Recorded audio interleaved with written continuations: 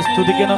മഹത്വപ്പെടുത്തുന്ന നാമത്തിന് സ്തുതിയെ പുകഴ്ചയും ഹല്ലേലൂയ ഹല്ലേലൂയ. ആരാധന ആരാധന ഹല്ലേലൂയ.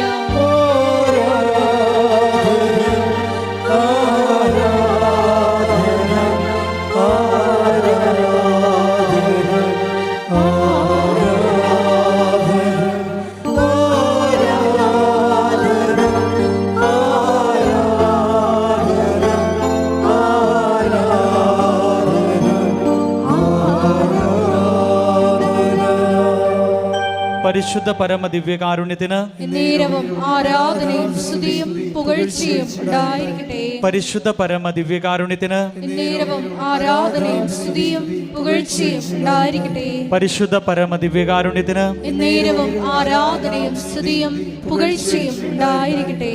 അമ്മേ പരിശുദ്ധ അമ്മേ, അമ്മേ പരിശുദ്ധ അമ്മേ, ഭൂസ്വർലോകങ്ങളുടെ രാജ്ഞിയായ അങ്ങേക്ക് ഭൗമ സംരക്ഷണത്തിനായി പ്രപഞ്ച പ്രകൃതിയെ തന്നെ തിരുസഭ പ്രതിഷ്ഠിക്കുവാൻ ഈ പ്രത്യക്ഷീകരണം വഴി ഇടയാക്കണമേ. പരിശുദ്ധമ്മേ, ജപമാല മാതാവേ, സകല കൃപാസനം പ്രാർത്ഥനകളോടും ചേർത്ത് ഞങ്ങളിപ്പോൾ പ്രാർത്ഥിക്കുന്നു. ഈ കുടുംബത്തിന്റെ പ്രത്യേക നിയോഗവും മൗനമായി നിന്നുകൊണ്ട് നമ്മളെ ഓരോരുത്തരുടെയും വ്യക്തിപരമായിട്ടുള്ള നിയോഗങ്ങൾ ദിവ്യകാരുണ്യ തിരുസന്നിധിയിൽ പരിശുദ്ധ അമ്മയുടെ മധ്യസ്ഥതയിൽ നമുക്ക് സമർപ്പിച്ച് പ്രാർത്ഥിക്കാം.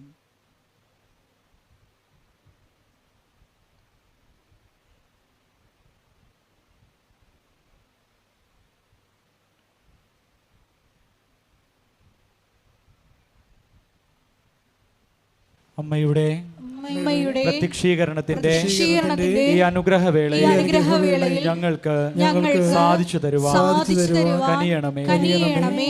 ആമേൻ. സ്തുതിച്ച് പ്രാർത്ഥിക്കാം. ഹല്ലേലൂയ ഹല്ലേലൂയ. മഹത്വം മഹത്വം. നാളിതുവരെ ഞങ്ങൾക്ക് ലഭിച്ച എല്ലാ കൃപകൾക്കും അനുഗ്രഹങ്ങൾക്കും നന്ദി പറയുന്നു. ഹല്ലേലൂയ ഹല്ലേലൂയ. മഹത്വം മഹത്വം. ആരാധന ആരാധന. ഹല്ലേലൂയ ഹല്ലേലൂയ. യേശുവേ നന്ദി, യേശുവേ ആരാധന. ഹല്ലേലൂയ.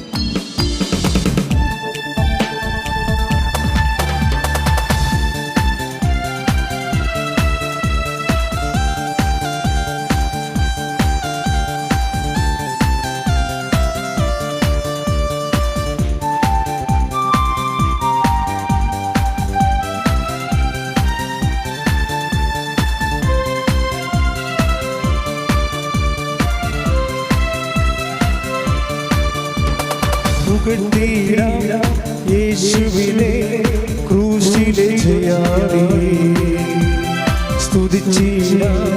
യേശുവിനെ സ്തുതിക്കവൻ യോഗ്യനല്ലോ. ചേർന്ന് പാടാം.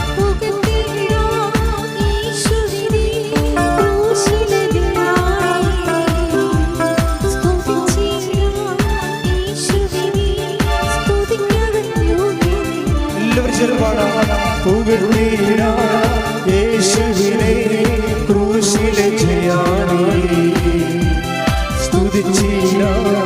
യേശുവിനെ സ്തുതിക്കവൻ കൈകൾ ഉയർത്തി ആരാധിക്കാം. യേശുവിനെ അധികാരമുള്ളവരെ വണങ്ങിടാം. ദൈവ കുഞ്ഞാടിനെ ആരിലും ഉന്നതരെ ആരാധിക്കാം. യേശു ക്രിസ്തുവിനെ അധികാരമുള്ളവരെ വണങ്ങിടാം. ദൈവ കുഞ്ഞാടിനെ ആരിലും ഉന്നതരെ. സ്തുതിച്ച് പ്രാർത്ഥിക്കാം. Hallelujah hallelujah. ഒരിക്കൽ കൂടി ഈ ധ്യാനം നയിക്കാൻ പോകുന്ന ബഹുമാനപ്പെട്ട ജോസഫച്ചനെ ഈ ആൾക്കാരിൽ സമർപ്പിച്ച് പ്രാർത്ഥിക്കാം. അച്ഛൻ്റെ ആരോഗ്യത്തെ പ്രത്യേകമായിട്ട് നമുക്ക് സമർപ്പിച്ച് പ്രാർത്ഥിക്കാം. ആരാധനയിൽ ഉടനീളം ഈശോ ഞങ്ങൾക്ക് വചനം നൽകണമേ എന്ന് പ്രാർത്ഥിക്കുന്നു. വചനത്താൽ ഞങ്ങളെ വിശുദ്ധീകരിക്കണമേ എന്ന് പ്രാർത്ഥിക്കുന്നു. ശക്തീകരിക്കണമേ എന്ന് പ്രാർത്ഥിക്കുന്നു. വഴി നടത്തണമേ എന്ന് പ്രാർത്ഥിക്കുന്നു. ഹല്ലേലൂയ ഹല്ലേലൂയ. മഹത്വം മഹത്വം. ആരാധന ആരാധന. ഹല്ലേലൂയ. സ്തുതിക്കട്ടെ. ഹല്ലേലൂയ ഹല്ലേലൂയ ഹല്ലേലൂയ ഹല്ലേലൂയ.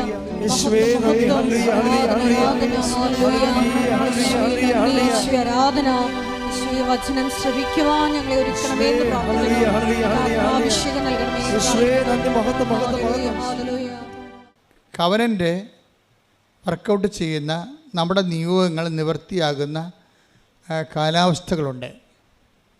ഇത് പറയാൻ കാരണം കഴിഞ്ഞ സെപ്റ്റംബർ 7-ാം തീയതി ഞാനിവിടെ ഇല്ലായിരുന്നു, ഞാൻ കൽക്കട്ടയിലായിരുന്നു.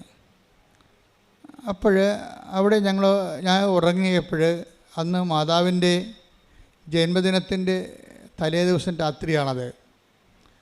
അപ്പോൾ എനിക്കൊരു സ്വപ്നമുണ്ടായി. ഞാൻ രാവിലെ എഴുന്നേറ്റ് അടുത്ത മുറിയിൽ പോയി. വിജയകുമാർ എൻ്റെ കൂടെ ഉണ്ടായിരുന്നു. പുള്ളി അടുത്ത മുറിയിലാണ് താമസിക്കണം. അപ്പോൾ ഞാൻ പറഞ്ഞു, സാറേ ഇന്ന് മാതാവിൻ്റെ ജന്മദിനമാണ്, ഹാപ്പി മെരിമസ് എന്നൊക്കെ പറഞ്ഞ് സാറിനെ വിഷ് ചെയ്തേച്ചും ഞാൻ സാറിനോട് പറഞ്ഞു, സാറേ ഇന്ന് വെളുപ്പിന് ഒരു 3 മണിയായപ്പോൾ അമ്മ പറഞ്ഞു കവനൻറ്റിന് ഡിസ്പോസിഷൻ ഉണ്ടെന്ന് പറഞ്ഞ്. ഡിസ്പോസിഷൻ എന്ന വാക്കാണ് അമ്മ ഉപയോഗിച്ചത്. അപ്പോൾ ഞാൻ സാറിനോട് ഇത് പറഞ്ഞു. അപ്പോൾ എന്നോട് ചോദിച്ചു എന്താണ് ഡിസ്പോസിഷൻ എന്നോട് ചോദിച്ചു. അപ്പോൾ ഞാൻ പറഞ്ഞു, നമ്മൾ മലയാളത്തിൽ എന്നാ പറയണത് ഡിസ്പോസിഷന്? അനുകൂലമായ ഒരു സ്ഥിതി, ഒരു നിലപാട്. അത് ഡിസ്പോസിഷൻ പല അർത്ഥമുണ്ട്. സ്പിരിച്വൽ ഡിസ്പോസിഷൻ ഉണ്ട്, ഇമോഷണൽ ഡിസ്പോസിഷൻ. ഒരു സ്വഭാവമാണ് ശരിക്കും പറഞ്ഞാൽ. അപ്പം അപ്പോൾ സാറിനും അത് ആദ്യം പറഞ്ഞപ്പോൾ മനസ്സിലായില്ല ശരിക്കും. ഞാൻ പിന്നെ അത് ഈ ദിവസങ്ങളിലൊക്കെ അതിൻ്റെ കറക്റ്റ്നെസ് കിട്ടാൻ വേണ്ടി അങ്ങനെ പ്രാർത്ഥിച്ച് വെയിറ്റ് ചെയ്യുകയായിരുന്നു. അമ്മ എന്താ ഈ നിങ്ങൾ മാതാവിൻ്റെ കൂടെ ജീവിക്കുമ്പോൾ നിങ്ങൾക്കറിയാമല്ലോ, എല്ലാം ആദ്യം വേണ്ടത് ശ്രദ്ധയാണ് വേണ്ടത്.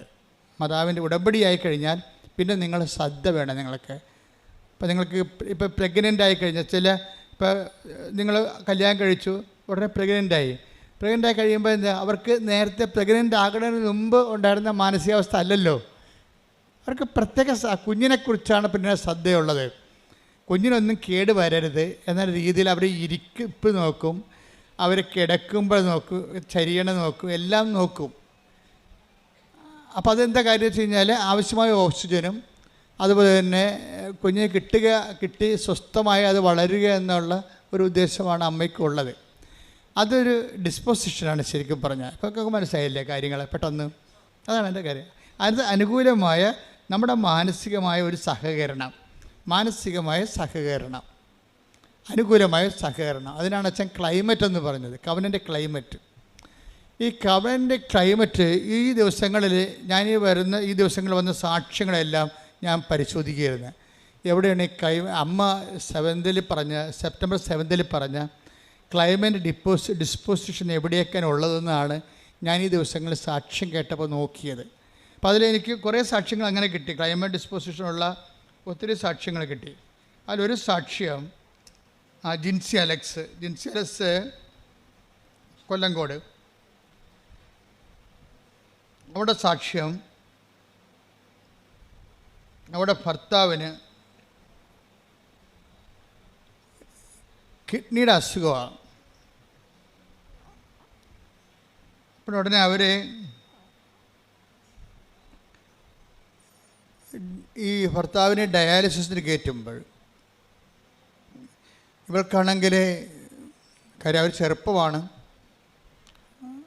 അപ്പോൾ പെട്ടെന്നിങ്ങനെ ഒരു കിഡ്നിക്ക് അസുഖം വന്നപ്പോൾ നമ്മൾ പറയില്ലേ, പച്ച മലയാളത്തിൽ പറഞ്ഞാൽ നിന്നിടം മറന്നു പോകണമെന്ന് പറയത്തില്ലേ. അപ്പം അങ്ങനെ ഒരവസ്ഥ ആണ് അവിടെ ഉള്ളതെല്ലാം. പക്ഷേ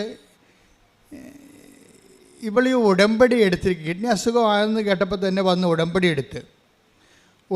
എടുത്ത് കഴിയുമ്പോൾ ഒരു ഡിസ്പോസിഷൻ രൂപപ്പെട്ട് വരും. ചിലർക്ക് ഉണ്ടാകത്തില്ല. ചിലരിങ്ങനെ ഓട്ടോമാറ്റിക്കായിട്ട് വന്ന് യാന്ത്രികമായിട്ട് എടുത്തുകൊണ്ട് പോണ കാരണം അവർക്കുണ്ടാകത്തില്ല.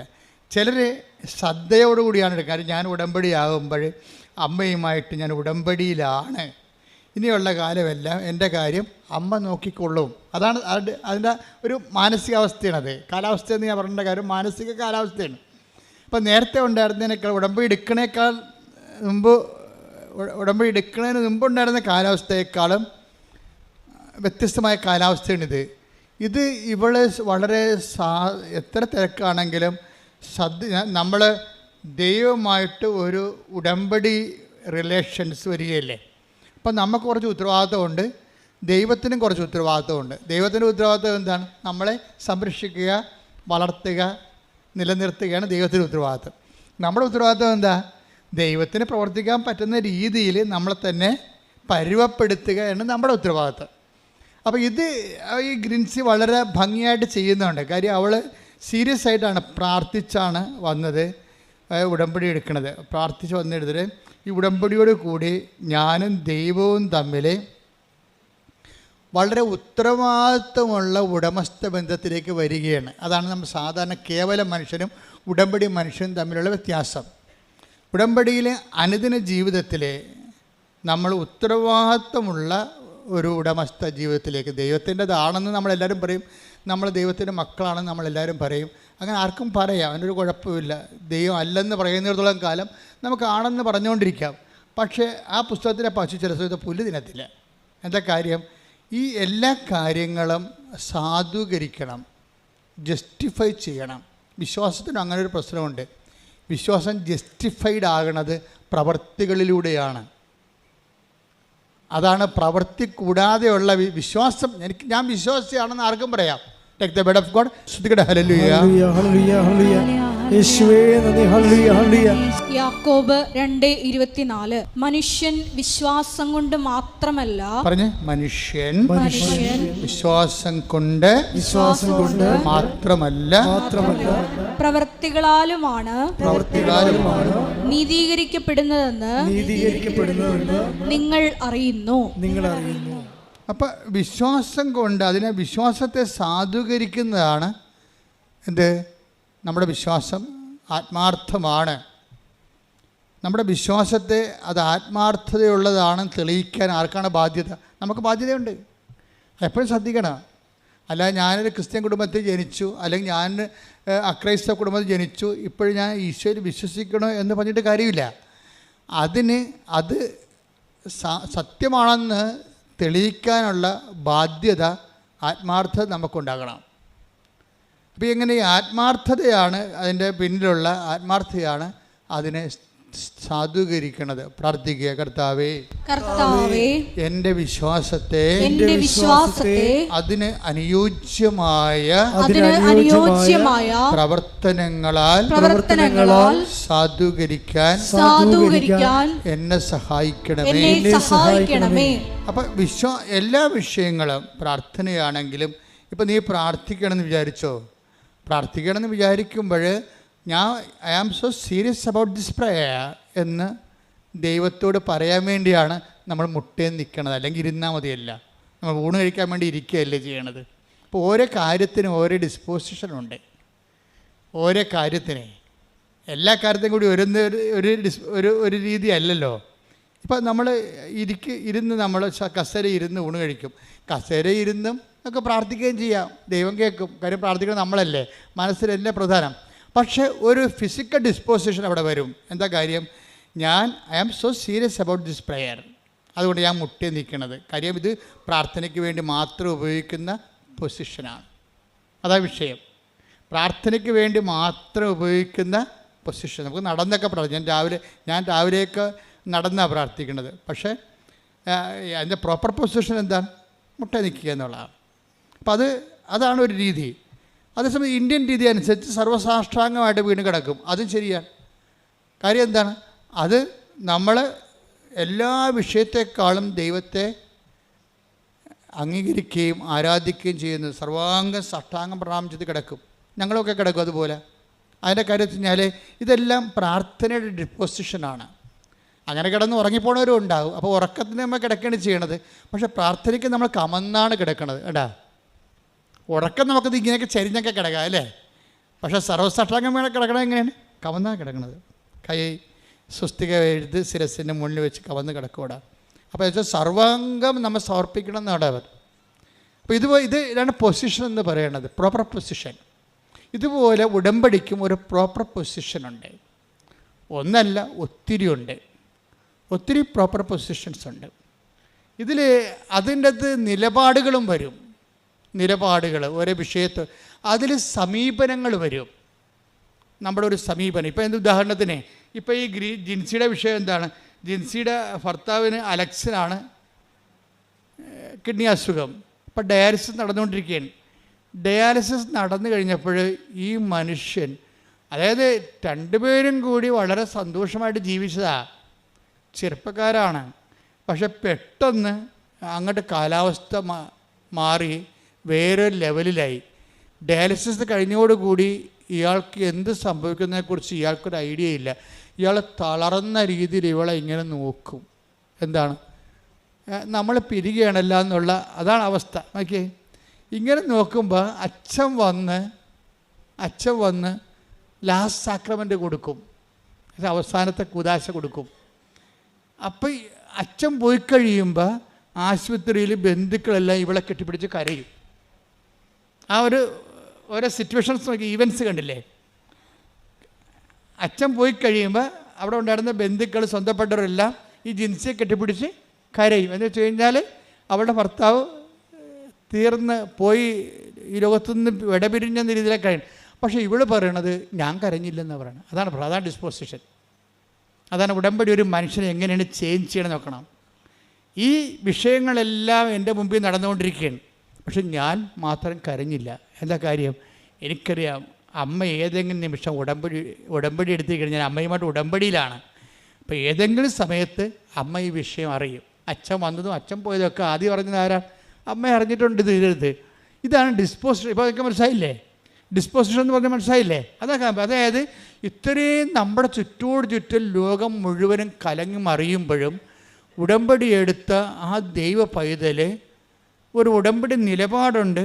ഉടമ്പടി സമീപനത്തിലൂടെ ദൈവത്തിൽ ആഴമായി വിശ്വസിച്ച് തൻ്റെ ഈ സംഘർഷങ്ങളിടയിലുള്ള തൻ്റെ വിശ്വാസം ഏറ്റുപറച്ചിൽ അങ്ങ് അറ്റ കൈയായിട്ട് നിൽക്കുകയാണ്. കരയാതെ അങ്ങ് ദൈവത്തിൽ ആഴമായി ശരണപ്പെട്ടുകൊണ്ട് നിൽക്കുകയാണ്. പെട്ടെന്നാണ് ഈ മനുഷ്യൻ്റെ ലക്ഷണം മാറണത്.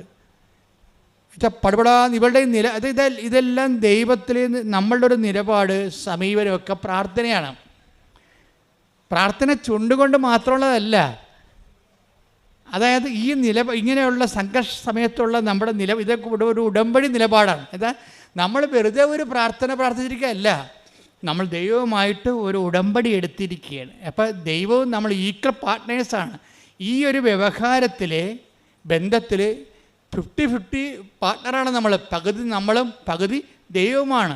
അപ്പോൾ ഒരു പൊതുവായിട്ടുള്ള പദ്ധതിയാണ് ഉടമ്പടി. ദൈവവും നമ്മളുള്ള അതിലൊരു വിഷയമാണ് ഭർത്താവിൻ്റെ ഈ കിഡ്നിയുടെ അസുഖം ഭേദമാകുന്നത്. എന്നിട്ട് പെട്ടെന്ന് പതുക്കെ അതായത് നമ്മുടെ ഭാഗത്തു നിന്നുള്ള പേയ്മെൻറ്റ്, ഇതാണ് പേയ്മെൻറ്റ് എന്ന് പറയുന്നത്. ഇപ്പോൾ നമ്മൾ അഡ്വാൻസ് കൊടുത്താൽ മാത്രം പോലെ, ഇപ്പോൾ ഉടമ്പടി നിങ്ങൾ എടുക്കുമ്പോൾ നിങ്ങളൊരു അഡ്വാൻസ് കൊടുക്കുകയാണ്. എന്താ കാര്യം? ഇങ്ങനെയൊക്കെ ഉള്ളതെല്ലാം ദൈവത്തിന് വേണ്ടി ചെയ്തുകൊള്ളാമെന്ന് പറഞ്ഞൊരു അഡ്വാൻസ്. പക്ഷേ ദൈവം എന്നാ ചെയ്യണമെന്ന് പറയുമ്പോൾ അതിൻ്റെ ഫുൾ എമൗണ്ട് പേ ചെയ്യാൻ പറയും. പക്ഷേ ആൾക്കാർക്കത് മനസ്സിലാകത്തില്ല. ചിലർ പറയും സാധനം കിട്ടട്ട എന്നിട്ട് ഞങ്ങൾ ഫുൾ എമൗണ്ട് പേ ചെയ്യാൻ പറയും. എങ്ങനെ? എന്തെങ്കിലും ഒന്ന് നടക്കട്ടെ, ജോലി കിട്ടട്ട, അല്ലെങ്കിൽ വിസ കിട്ടട്ട, അല്ലെങ്കിൽ ജപ്തി നടപടി മാറട്ടെ, എന്നിട്ട് ഞങ്ങൾ പത്രം കൊടുക്കാമെന്ന് പറയും. അപ്പോൾ അതൊരു ബാർഗെയിനിങ്ങിലേക്ക് മാറും. ചില ആൾക്കാർക്ക് മണ്ടത്തരം പറഞ്ഞാൽ അങ്ങനെയാണ് ഉടമ്പടിയിൽ. എന്നുവെച്ചാൽ അവർ ഫുൾ എമൗണ്ട് പേ ചെയ്യുന്നതിന് മുമ്പ് ദൈവത്തോട് ചോദിച്ച് ദൈവം ഇങ്ങോട്ട് തന്നു കഴിഞ്ഞിട്ട് ഞങ്ങൾ ഫുൾ എമൗണ്ട് പത്രം കൊടുക്കുകയോ രോഗികളെ പോയി കാണുകയോ എന്തെങ്കിലും ചെയ്യാമെന്ന് പറയും. പക്ഷെ നടക്കത്തില്ല. നിങ്ങൾ അങ്ങനെ ഒരാളായത് കൊണ്ട് തന്നെ നിങ്ങളിങ്ങനെ ദൈവത്തിനെ കൊണ്ട് എല്ലാം ചെയ്യിച്ചതിന് ശേഷം ദൈവത്തിന് വിശ്വാസത്തിൽ എടുക്കണില്ലല്ലോ. അതാണ് പ്രശ്നം. ചില ആൾക്കാർ ഒന്നും കിട്ടിയില്ലെങ്കിലും ശരി, തനിക്ക് ചെയ്യാനുള്ളതെല്ലാം ചെയ്തു മാറ്റും, ഫുൾ എമൗണ്ട് പേ ചെയ്ത് കളയും. എന്താ കാര്യം? അവർ ദൈവത്തെ വിശ്വാസത്തിൽ എടുക്കുന്നു. ദൈവം എപ്പോഴായാലും ഈ വിഷയത്തിൽ ഇടപെടുമെന്ന് അവർക്ക് ആത്മാവിൽ. ഇതിനാണ് നിങ്ങളുടെ നമുക്കറിയാൻ പറ്റും ആത്മാവിൽ. അതായത് നിങ്ങൾ കുറച്ച് ക്ലിയർ ആണെങ്കിൽ ഈ സംശയത്തിൻ്റെ കാർമേഘമൊന്നും ഇല്ലെങ്കിൽ, സംശയത്തെ കാർമേഘമെന്നാണ് വിളിക്കണത്. Take the word of God. യാക്കോബ് 1:6. 1:6. സംശയിക്കാതെ വിശ്വാസത്തോടെ വേണം ചോദിക്കാൻ. സംശയിക്കുന്നവൻ കാറ്റിൽ ഇളകി മറിയുന്ന കടൽ തിരക്ക് തുല്യനാണ്. അപ്പം സംശയിക്കാതെ വേണം ഇത് വിഷയം ചെയ്യാൻ. അതായത് നിങ്ങൾ ഈ കണ്ണും പൂട്ടി അങ്ങോട്ട് ചെയ്യണം ഉടമ്പടിയിൽ. അപ്പോൾ അതിൻ്റെ അർത്ഥം എന്താണ്? ദൈവത്തെ നമ്മൾ വിശ്വാസത്തിൽ എടുക്കുന്നു, അതാണ് വിഷയം. അല്ല ദൈവത്തിൽ നിന്ന് ഒരു ഇൻസ്റ്റാൾമെൻറ്റ് വരട്ടെ, ഈ കമ്പനി ശരിയാണെന്ന് നോക്കട്ടെ, ഈ ഏജൻറ്റ് നമ്മളെ പറ്റിക്കോ എന്ന്. നമ്മൾ വിസ ഏജൻറ്റുമാരെ എപ്പോഴും സംശയത്തോടെയല്ലേ നോക്കണം, ഈ കാശ് പോകുക എന്ന് ഓർത്തിട്ട്. അതുപോലെ വിസ ഏജൻറ്റുമാരെ നിങ്ങൾ നോക്കണ പോലെ ദൈവത്തെ നോക്കുന്നുണ്ട് ചില ആൾക്കാർ. അതാണ് നിങ്ങൾക്ക് കളിപ്പ് വരണത്. അപ്പോൾ ദൈവത്തിന് അറിയാൻ പറ്റുമല്ലോ ഇത് സംശയമാണെന്ന്. സംശയത്തിൽ ഉടമ്പടി വർക്കൗട്ട് ചെയ്യത്തില്ല. സംശയത്തിൽ ഉടമ്പടി അത് സംശയം ഒരു നെഗറ്റീവ് ഡിസ്പോസിഷനാണ്. അത് പറഞ്ഞില്ലേ, കടൽ തിര പോലെയാണ്, ഇങ്ങനെ ഒന്നിനു പിറകെ ഒന്നായി വന്നിട്ട് അലസ്വസ്ഥപ്പെടുത്തിക്കൊണ്ടിരിക്കും. അപ്പോൾ അത് കട്ടൻ്റായിട്ട് ഇൻവെസ്റ്റ് ചെയ്യണതാണ് ഏറ്റവും നല്ലത്. പ്രാർത്ഥിക്കുക, കർത്താവായ ദൈവമേ, ഉടമ്പടി നിബന്ധനകളെ നിർബാധം നിറവേറ്റാൻ എനിക്ക് പ്രത്യേകമായ അഭിഷേകം നൽകണമേ. ശ്രുതികട ഹല്ലേലൂയ.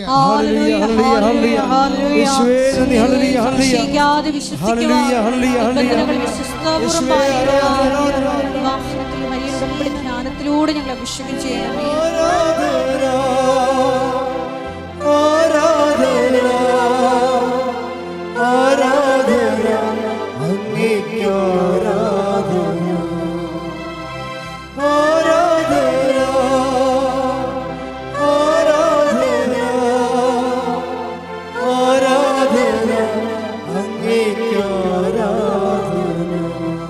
കുറേ ഘടകങ്ങളുണ്ട്. അതിൽ ഇവർ അച്ഛൻ സ്വന്തം ഭർത്താവിന് അന്ത്യകുദാശം നൽകി പിരിയുമ്പോൾ ബന്ധുക്കൾ ഇവിടെ കെട്ടിപ്പിടിച്ച് കരയുമ്പോൾ ഇവൾ വേങ്ങലടിച്ച് അവിടെ കൂടെ കരയേണ്ടതാണ്. ശരിക്കും പറഞ്ഞ് എല്ലാം തീർന്നെന്നും പറഞ്ഞുകൊണ്ട് കരയേണ്ടതാണ്.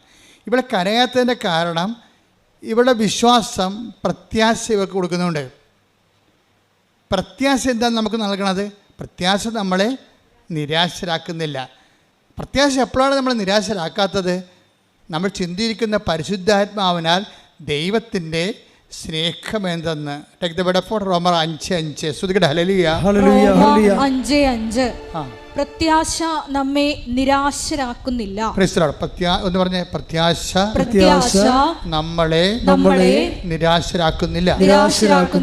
കാരണം നമുക്ക് നൽകപ്പെട്ടിരിക്കുന്ന പരിശുദ്ധാത്മാവിലൂടെ ദൈവത്തിന്റെ സ്നേഹം നമ്മുടെ ഹൃദയങ്ങളിലേക്ക് ചൊരിയപ്പെട്ടിരിക്കുന്നു. അപ്പൊ ഇതാണ് വിഷയം. അതായത് ഉടമ്പടി എടുക്കുമ്പോഴേ ജിൻസിക്ക് ഇതിന് ഇനിയുള്ള എല്ലാ അതിജീവനങ്ങൾക്കും ആവശ്യമായ ആത്മാഭിഷേകം കിട്ടിയിട്ടുണ്ടാണ്, പരിശുദ്ധാത്മാവിനെ. അതിൽ വെറുതെ നിൽക്കാൻ പറ്റത്തില്ല.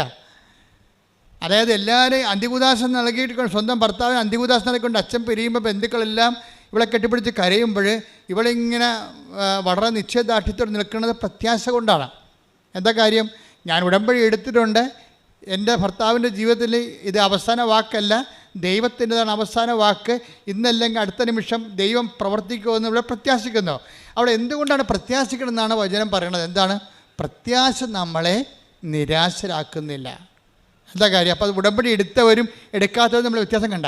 എടുക്കാത്തവർ കെട്ടിപ്പിടിച്ച് കരയുന്നു,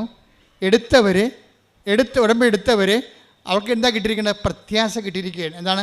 അവൾ പരിശുദ്ധാത്മ പറയും, നീ വിഷമിക്കേണ്ട, നിമിഷങ്ങൾക്കുള്ളിൽ നിൻ്റെ ഭർത്താവിൽ നിനക്ക് ടെസ്റ്റ് തന്നതാണ്, കുറച്ച് കഴിയുമ്പോൾ ദൈവം ഈ വിഷയം ഏറ്റെടുത്താണ്, നിൻ്റെ ഭർത്താവിന് ജീവനോടെ നിനക്ക് തരും എന്നുള്ള ഒരു മുന്നറിവ് പ്രത്യാശ ഇവർക്ക് നൽകിയിട്ടുണ്ട്.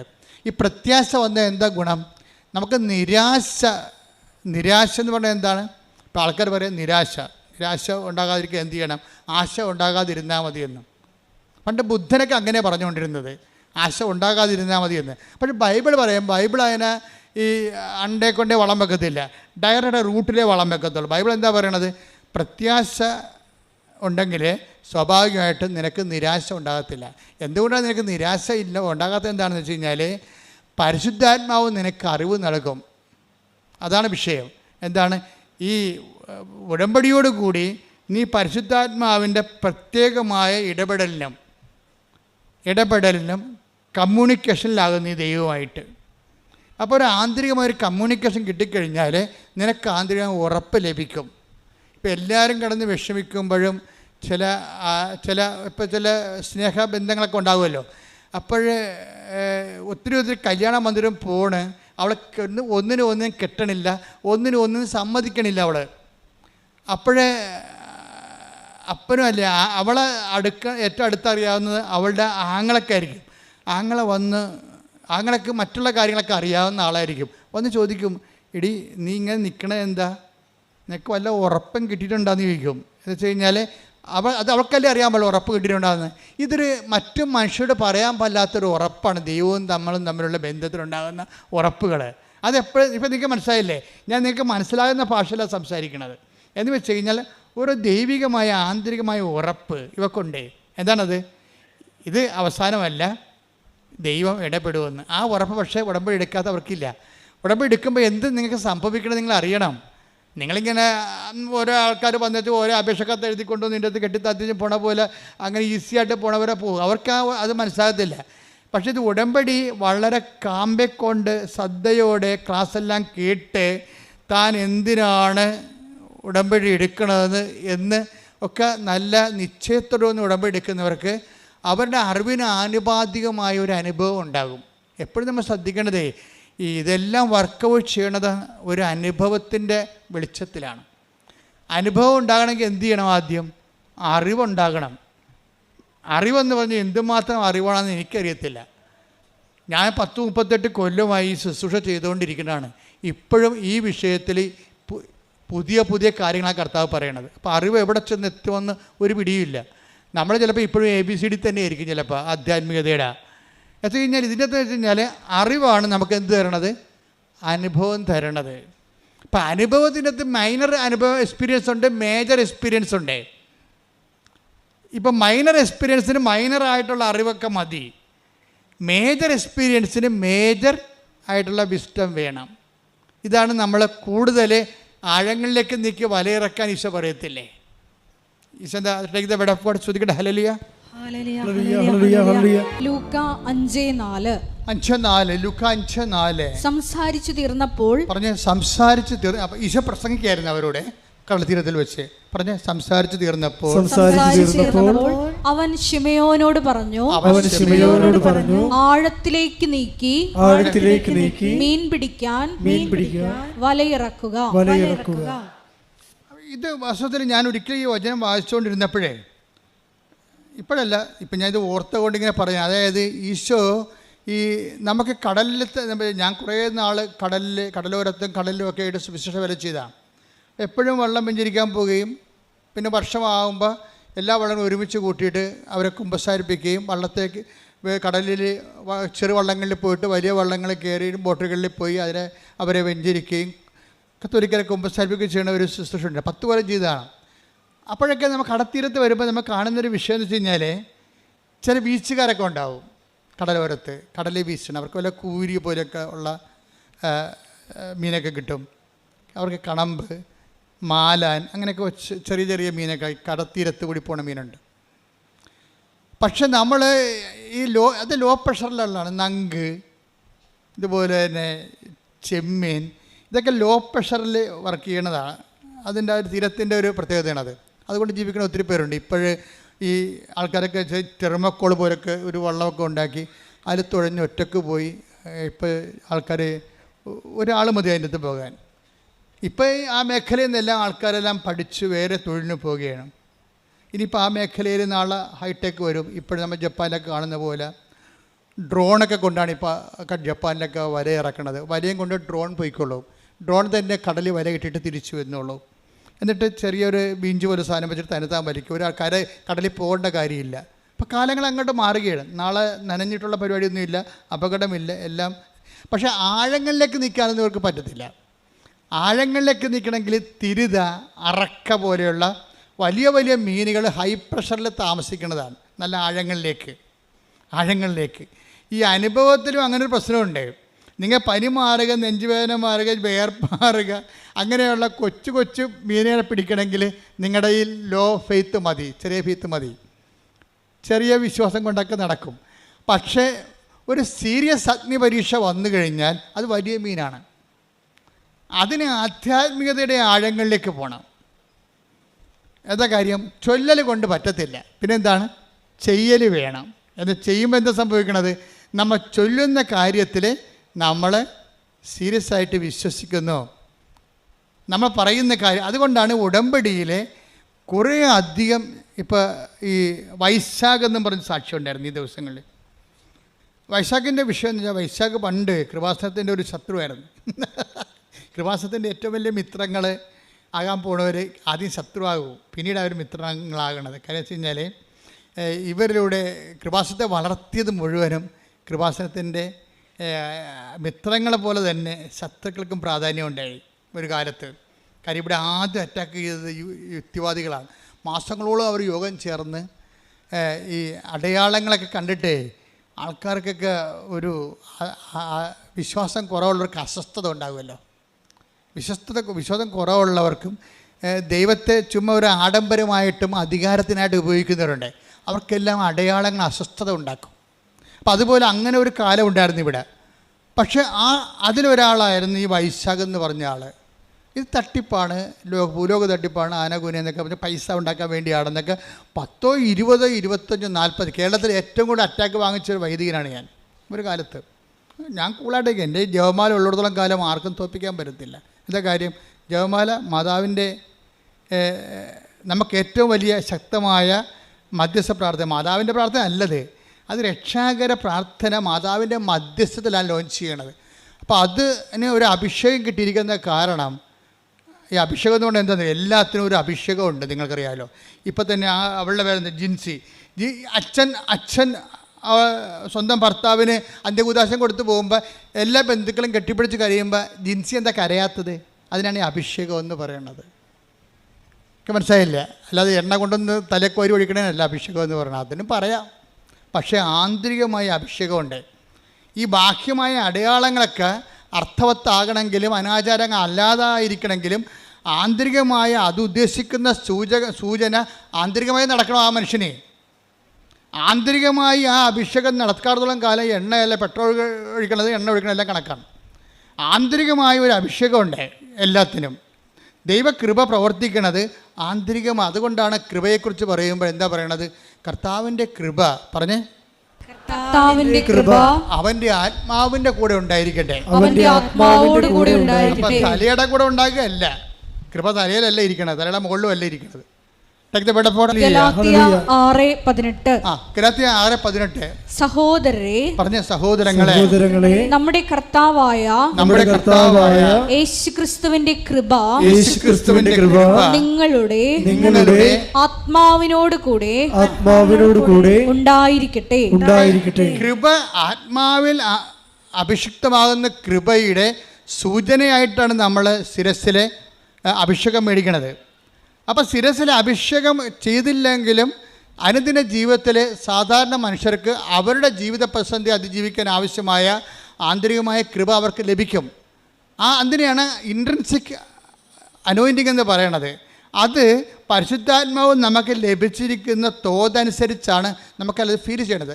ഭർത്താവ് മരിച്ചു എന്നും പറഞ്ഞുകൊണ്ട് ബന്ധുക്കൾ കെട്ടിപ്പിടിച്ച് കരയുമ്പോഴും എല്ലാവർക്കും കരച്ചിൽ, ഭാര്യയ്ക്ക് മാത്രം കരച്ചിലില്ല. കാര്യം എന്താണ്? അവൾക്കതിന് ആന്തരിക അഭിഷേകം കിട്ടിയിരിക്കുകയാണ്. റോമ 5:5 വെച്ചാണ്. എന്താണ്? കഷ്ടത സഹനശീലവും പറഞ്ഞേ, സഹനശീലം ആത്മധൈര്യവും. അല്ല, ആത്മധൈര്യമാണ് അവർക്ക് കിട്ടിയിരിക്കണത്. ആത്മധൈര്യം കിട്ടിയിരിക്കുകയാണ്. അതിനാണ് ആന്തരിക അഭിഷേകം എന്ന് പറഞ്ഞത്. ആത്മധൈര്യം പ്രത്യാശയം നമുക്ക് നൽകിയിരിക്കുന്നു. അത് എങ്ങനെ നൽകിയിരിക്കുന്നതാണ്? പരിശുദ്ധാത്മാവിനാലാണ്. നമ്മൾ ചിന്തിയിരിക്കുന്ന പരിശുദ്ധാത്മാവിനാൽ ദൈവത്തിന്റെ സ്നേഹം എന്തെന്ന് നമ്മൾ അറിയുന്നു. അപ്പൊ ഈ ആന്തരിക അഭിഷേകവും പരിശുദ്ധാത്മാവും ദൈവത്തിന്റെ സ്നേഹവും തമ്മിൽ ബന്ധമുണ്ട്. എന്താ കാര്യം വെച്ച് കഴിഞ്ഞാൽ, പരിശുദ്ധാത്മാവ് നിറയുമ്പോൾ നമുക്ക് എന്താ സംഭവിക്കണത്? അത് പരിശുദ്ധാത്മാവിനെ നിലനിർത്താൻ ആവശ്യമായ ഒരു ഇൻറ്റേർണൽ ഡിസ്പോസിഷൻ ഉണ്ട്. അതാണ് മാതാവ് സെപ്റ്റംബർ 7 പറഞ്ഞത്. ഡിസ്പോസിഷൻ, പരിശുദ്ധാത്മാവിനെ നിലനിർത്താനുള്ള ആന്തരികമായ ഒരു ഡിസ്പോസിഷൻ. ആ ഡിസ്പോസിഷൻ ഉണ്ടെങ്കിൽ എന്താ സംഭവിക്കണത്? പരിശുദ്ധാത്മാവിൻ്റെ ഫലമാണ് എന്ത്? ദൈവസ്നേഹം. ഈ നമ്മൾ ചിന്തിയിരിക്കുന്ന പരിശുദ്ധാത്മാവ്, take the word of God, അതായത് പരിശുദ്ധാത്മാവിൻ്റെ ഫലമാണ് ദൈവസ്നേഹം. അപ്പൊ സ്നേഹം, പരിശുദ്ധാത്മാവിന്റെ ഫലങ്ങള് ഗലാത്യർ 5:22. എന്നാൽ ആത്മാവിന്റെ ഫലങ്ങൾ സ്നേഹം, ആനന്ദം, സമാധാനം, ക്ഷമ, ദയ, നന്മ, വിശ്വസ്തത, സൗമ്യത, ആത്മസംയമനം ഇവയാണ്. ഈ ജിൻസി എന്ന് പറയുന്ന സഹോദരിക്ക് ഈ സംഭവങ്ങൾ ഇപ്പൊ എല്ലാം കിട്ടിയ പോലെയാണ് അല്ലേ? എന്തൊക്കെയാണുള്ളത്? ആത്മാവിന്റെ ഫലങ്ങൾ എന്തൊക്കെയാണുള്ളത്? സ്നേഹം, ആനന്ദം. അപ്പൊ ഇതെല്ലാം ഈ ആന്തരികമായ ആനന്ദത്തിനാണ് ആന്തരിക അഭിഷേകം എന്ന് പറയുന്നത്. സ്നേഹം, ആനന്ദം, പിന്നെന്താണ്? സമാധാനം, ക്ഷമ, ദയ, നന്മ. ഇത് ഈ സമാധാനം എന്ന് പറയണത് ശരിക്കും പറഞ്ഞാൽ സ്നേഹം പ്ലസ് ക്ഷമയാണ് ഈക്വൽ ടു സമാധാനമാണ്. അതെങ്ങനെ നൽകിയിരിക്കുന്നതാണ്? പരിശുദ്ധാത്മാവിനാലാണ്. നമ്മൾ ചിന്തിയിരിക്കുന്ന പരിശുദ്ധാത്മാവിനാൽ ദൈവത്തിന്റെ സ്നേഹം എന്തെന്ന് നമ്മൾ അറിയുന്നു. അപ്പൊ ഈ ആന്തരിക അഭിഷേകവും പരിശുദ്ധാത്മാവും ദൈവത്തിന്റെ സ്നേഹവും തമ്മിൽ ബന്ധമുണ്ട്. എന്താ കാര്യം വെച്ച് കഴിഞ്ഞാൽ പരിശുദ്ധാത്മാവ് നിറയുമ്പോൾ നമുക്ക് എന്താ സംഭവിക്കണത്? അത് പരിശുദ്ധാത്മാവിനെ നിലനിർത്താൻ ആവശ്യമായ ഇന്റേണൽ ഡിസ്പോസിഷൻ ഉണ്ട്. അതാണ് മാതാവ് സെപ്റ്റംബർ 7 പറഞ്ഞത്. ഡിസ്പോസിഷൻ, പരിശുദ്ധാത്മാവിനെ നിലനിർത്താനുള്ള ആന്തരികമായ ഒരു ഡിസ്പോസിഷൻ. ആ ഡിസ്പോസിഷൻ ഉണ്ടെങ്കിൽ എന്താ സംഭവിക്കണത്? പരിശുദ്ധാത്മാവിൻ്റെ ഫലമാണ് എന്ത്? ദൈവസ്നേഹം. ഈ നമ്മൾ ചിന്തിയിരിക്കുന്ന പരിശുദ്ധാത്മാവ്, take the word of God, അതായത് പരിശുദ്ധാത്മാവിൻ്റെ ഫലമാണ് ദൈവസ്നേഹം. അപ്പം സ്നേഹം, പരിശുദ്ധാത്മാവിന്റെ ഫലങ്ങള് ഗലാത്യർ 5:22. എന്നാൽ ആത്മാവിന്റെ ഫലങ്ങൾ സ്നേഹം, ആനന്ദം, സമാധാനം, ക്ഷമ, ദയ, നന്മ, വിശ്വസ്തത, സൗമ്യത, ആത്മസംയമനം ഇവയാണ്. ഈ ജിൻസി എന്ന് പറയുന്ന സഹോദരിക്ക് ഈ സംഭവങ്ങൾ ഇപ്പൊ എല്ലാം കിട്ടിയ പോലെയാണ് അല്ലേ? എന്തൊക്കെയാണുള്ളത്? ആത്മാവിന്റെ ഫലങ്ങൾ എന്തൊക്കെയാണുള്ളത്? സ്നേഹം, ആനന്ദം. അപ്പൊ ഇതെല്ലാം ഈ ആന്തരികമായ ആനന്ദത്തിനാണ് ആന്തരിക അഭിഷേകം എന്ന് പറയുന്നത്. സ്നേഹം, ആനന്ദം, പിന്നെന്താണ്? സമാധാനം, ക്ഷമ, ദയ, നന്മ. ഇത് ഈ സമാധാനം എന്ന് പറയണത് ശരിക്കും പറഞ്ഞാൽ സ്നേഹം പ്ലസ് ക്ഷമയാണ് ഈക്വൽ ടു സമാധാനമാണ്. അപ്പോൾ സ്നേഹം എന്ന് പറഞ്ഞാൽ അതിൻ്റെ കൂടെ പ്ലസ് അതിൻ്റെ കൂടെ പിന്നെന്താ? ക്ഷമ കൂടുമ്പോഴാണ് അതായത് സമാധാനം എന്ന് പറയുന്നത്. സമാധാനം ഉണ്ടാകണത്. ക്ഷമ എന്ന് പറയുന്നത് എന്താണ്? സഹിക്കുന്ന സ്നേഹത്തിനാണ് ക്ഷമയെന്ന് പറയണത്. സഹിക്കുന്ന സ്നേഹത്തിനാണ് ക്ഷമയെന്ന് പറയണത്. അപ്പം സ്നേഹവും പിന്നെ അതിൻ്റെ സർപ്ലസായി വരുന്ന സഹിക്കുന്ന സ്നേഹവും കൂടി വരുമ്പോഴാണ് നമ്മൾ സമാധാനം വരണത്. പിന്നെ സമാധാനം കഴിഞ്ഞ് എന്താ പറയണത്? ക്ഷമ, ദയ. കാരണം നമുക്ക് മറ്റുള്ളവർക്ക് ആ സ്നേഹം സഹിച്ചുകൊണ്ട് മറ്റുള്ളവർക്ക് സ്നേഹം കൊടുക്കുന്നതിനാണ് ദയ എന്ന് പറയുന്നത്. നന്മ. അത് ഏത് കാലാവസ്ഥയിലും നന്മയായിട്ടുള്ള ചെയ്യാനുള്ള ബേസിക് ഗുഡ്നെസ് ആണത്. വിശ്വസ്തത എന്ന് വെച്ചാൽ വചനത്തോടും ദൈവത്തോടും ദൈവവചനത്തോടുമുള്ള ഒരു മനുഷ്യന്റെ കൂറ് വിശ്വസ്തത. സൗമ്യതയിലും ഈ സഹിക്കുന്ന സ്നേഹവും ക്ഷമയും കൂടിയാണ്, പ്രത്യാശയും കൂടി കലർത്താണ് ഈ സൗമ്യത ഉണ്ടാകുന്നത്. സൗമ്യത ശരിയാകും. ഭർത്താവ് 4 കാലേ വീണ് കുടിച്ചുകൊണ്ട് വന്നിട്ട് നമ്മുടെ മോന്തക്ക് 2 കാച്ച് കച്ചാലും ഈ ഭാര്യ ചില ആന്തരികമായ അഭിഷേകം കിട്ടിയ ഭാര്യമാർ പ്രാർത്ഥനയോടെ നിൽക്കും. എന്താണ്? ഇന്നല്ലെങ്കിൽ നാളെ ആ മനുഷ്യനെ കർത്താവ് തൊടും എന്നാണ് പറയണത്. തൊടും, അതാണ് സൗമ്യത. അപ്പോൾ അവൾക്ക് ഇതുപോലെയുള്ള എടുത്ത് കയറ്റമൊന്നുമില്ല, വെയിറ്റ് ചെയ്യാണ്. അതായത് പ്രത്യാശ നമ്മളെ നിരാശരാക്കുന്നില്ല. എന്താ കാര്യം? നമ്മൾ ചിന്തിയിരിക്കുന്ന പരിശുദ്ധ. ഇതുകൊണ്ടാണ് നിങ്ങൾ വചനം വായിക്കണമെന്ന് പറഞ്ഞത്. ഉടമ്പടി കൊണ്ടുവന്നിട്ട് ഇങ്ങനെ നിയോഗങ്ങൾ എഴുതി കെട്ടിത്തന്നല്ല പ്രശ്നം. അത് ആക്ടിവേറ്റ് ചെയ്യണമെങ്കിൽ അതിന് കറസ്പോണ്ടിങ് ആയിട്ടുള്ള വചനങ്ങളുണ്ട്. അത് വരണത് വ്യാഖ്യാനങ്ങളാണ് വരണത്. ഉടമ്പടി ധ്യാനം കുടുംബം മാത്രമേ ഇത് മനസ്സിലാകത്തുള്ളൂ. അല്ലെങ്കിൽ നിങ്ങൾ ഇത് മനസ്സിലായില്ലെങ്കിൽ പഴയ ലോകത്താനായിട്ട് തന്നെ ജീവിക്കും. അത് ഒരു വശമായിട്ട് പോകും. വീട്ടിൽ നിങ്ങൾ പഴയ ആൾക്കാർ തന്നെ ജീവിക്കും. അങ്ങനെ അത് ജീവിക്കാതിരിക്കാനാണ് നിങ്ങളോട് പറയണത്. എന്താണ്? നിങ്ങൾ ഉടമ്പടി ധ്യാനം കൂടണം. പിന്നെ എന്താ ചെയ്യണത്? അരമണിക്കൂർ വെച്ച് വചനം വായിക്കണം, പ്രാർത്ഥിക്കുക. കർത്താവായ ദൈവമേ, ഉടമ്പടി ധ്യാനം മുടങ്ങാതെ കൂടാനും, ഉടമ്പടി ധ്യാനം മുടങ്ങാതെ കൂടുവാനും, മുടങ്ങാതെ വചനം വായിക്കുവാനും, മുടങ്ങാതെ വചനം വായിക്കുവാനും എന്നെ അഭിഷേകം ചെയ്യണമേ. ഹല്ലേലൂയ, ഹല്ലേലൂയ, ഹല്ലേലൂയ. ഉടമ്പടി ആരാധനയിലൂടെ വചനത്തോടുള്ള ദാഹം ഞങ്ങളിൽ ഉണർത്തണമേ. ആത്മാഭിഷേകം നൽകണമേ. ഹല്ലേലൂയ. ഈ ജിൻസി എന്ന് പറയുന്ന സഹോദരിയെക്കുറിച്ചല്ലേ നമ്മൾ പറഞ്ഞുകൊണ്ട് ഈ അലക്സിൻ്റെ ഈ അന്ത്യകുദാശ കൊടുത്തെന്ന് പറഞ്ഞ അലക്സിനെ ജിൻസിയുടെ ആ ഉള്ളിലുണ്ടായിരുന്ന ദൈവം കൊടുത്ത വെളിപാട് പോലെ തന്നെ അവിടുന്ന് പൂർണ്ണമായി സുഖപ്പെടുത്തി നടത്തിക്കൊണ്ടാണ് അവൾ തിരിച്ച് വീട്ടിലോട്ട് പോരണത്. ആ സാക്ഷ്യം അവസാനിക്കണം അങ്ങനെയാണ്. ഇത് അതായത് നിങ്ങൾ ഇപ്പം എന്താ സംഭവിച്ചിരിക്കുന്നത് വെച്ചാൽ എന്താണ് ജിൻസിയുടെ ജീവിതത്തിൽ സംഭവിച്ചതെന്ന് ചോദിച്ചാൽ ഞാൻ പറയും, ജിൻസി മൈനർ മിറക്കിളിൽ നിന്ന് മേജർ മിറക്കിളിലേക്ക് ചേഞ്ച് ചെയ്ത്. മനസ്സിലായില്ല? അറിവ് എന്താ പറയണത്? അറിവ് നമുക്കെന്ത് തരുന്നു? അനുഭവം തരുന്നു. ഈ അനുഭവത്തിൽ തന്നെ എന്തൊക്കെയാണ് ഉള്ളത്? മൈനർ എക്സ്പീരിയൻസ് ഉണ്ട്, മേജർ എക്സ്പീരിയൻസ് ഉണ്ട്. ചില ആൾക്കാരൊക്കെ ഈ മൈനർ എക്സ്പീരിയൻസ് മാത്രം കിട്ടി മൂക്കിലെ പനിമാർ, മുട്ടയപ്പനിമാർ എന്നൊക്കെ പറഞ്ഞുകൊണ്ട് കുറച്ച് കഴിയുമ്പോൾ മരിച്ചു പോകും. അവരുടെ ജീവിതത്തിൽ മൈനർ എക്സ്പീരിയൻസ് മാത്രമേ ഉള്ളൂ അവർക്ക്. എന്താ കാര്യം? അവിടെ അറിവ് മൈനറാണ്. അതുകൊണ്ടാണ് ഈശോ പറഞ്ഞത്, നിങ്ങൾ ആഴങ്ങളിലേക്ക് നീക്കി വൻമീനുകളെ പിടിക്കാൻ, കൃപയുടെ വൻമീനുകളെ പിടിക്കണം. എന്നുവെച്ചാൽ കുറച്ച് ആധ്യാത്മികതയുടെ ആഴങ്ങളിലേക്ക് നീങ്ങണം. ഉടമ്പടിയുടെ ഒരു പ്രഖ്യാപന ലക്ഷ്യം എന്താ? ഉടമ്പടി നിങ്ങളെ ആധ്യാത്മികതയുടെ ആഴങ്ങളിലേക്ക് നീക്കുന്നു. അതപ്പോൾ നിങ്ങൾക്ക് ഇപ്പം ജിൻസിയെ സംബന്ധിച്ചുള്ള എന്താ സംഭവിച്ചിരിക്കുന്നത്? ഭർത്താവിനെയും കിട്ടി, അവൾ ആധ്യാത്മികമായി വളരുകയും ചെയ്തു. പ്രാർത്ഥിക്കുക. കർത്താവായ ദൈവമേ, അങ്ങ് നൽകുന്ന ശോധനകളില് ശംഖ് പതറിപ്പോകാതെ നിശബ്ദതയോടെ പ്രത്യാശയോടെ പരിശുദ്ധാത്മാവിന്റെ നിറവോടെ ദൈവസ്നേഹത്തോടെ അതിനെ അഭിമുഖീകരിക്കുവാൻ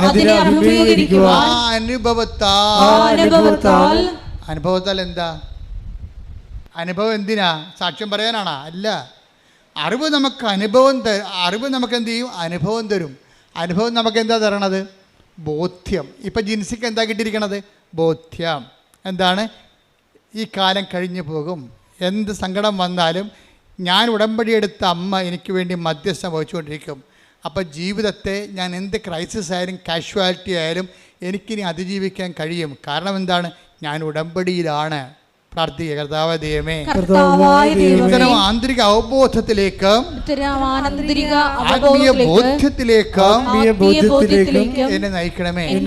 അപ്പം ഓരോ സാക്ഷ്യവും ഞാനിപ്പോൾ നമ്മുടെ പ്രിയപ്പെട്ട അച്ഛന്മാരോട് പറയുവേ, കൃപാസനം എന്ന് പറയുന്നത് സാക്ഷ്യമാണ്. എന്താ കാര്യം? സാക്ഷ്യം എന്ന് പറയുന്നത് ബോധ്യമാണ്. അപ്പോൾ ബോധ്യം ആൾക്കാർക്ക് എന്താ കൊണ്ട് നൽകണത്? ബോധ്യമാണ് നൽകണത്. ബോധ്യം. ഇപ്പോൾ അറിവ് അനുഭവം നൽകുന്നു, അനുഭവം നൽകും, ബോധ്യം നൽകും. ഇപ്പോൾ ജിൻസിക്കൊരു ബോധ്യം കിട്ടിയില്ലേ?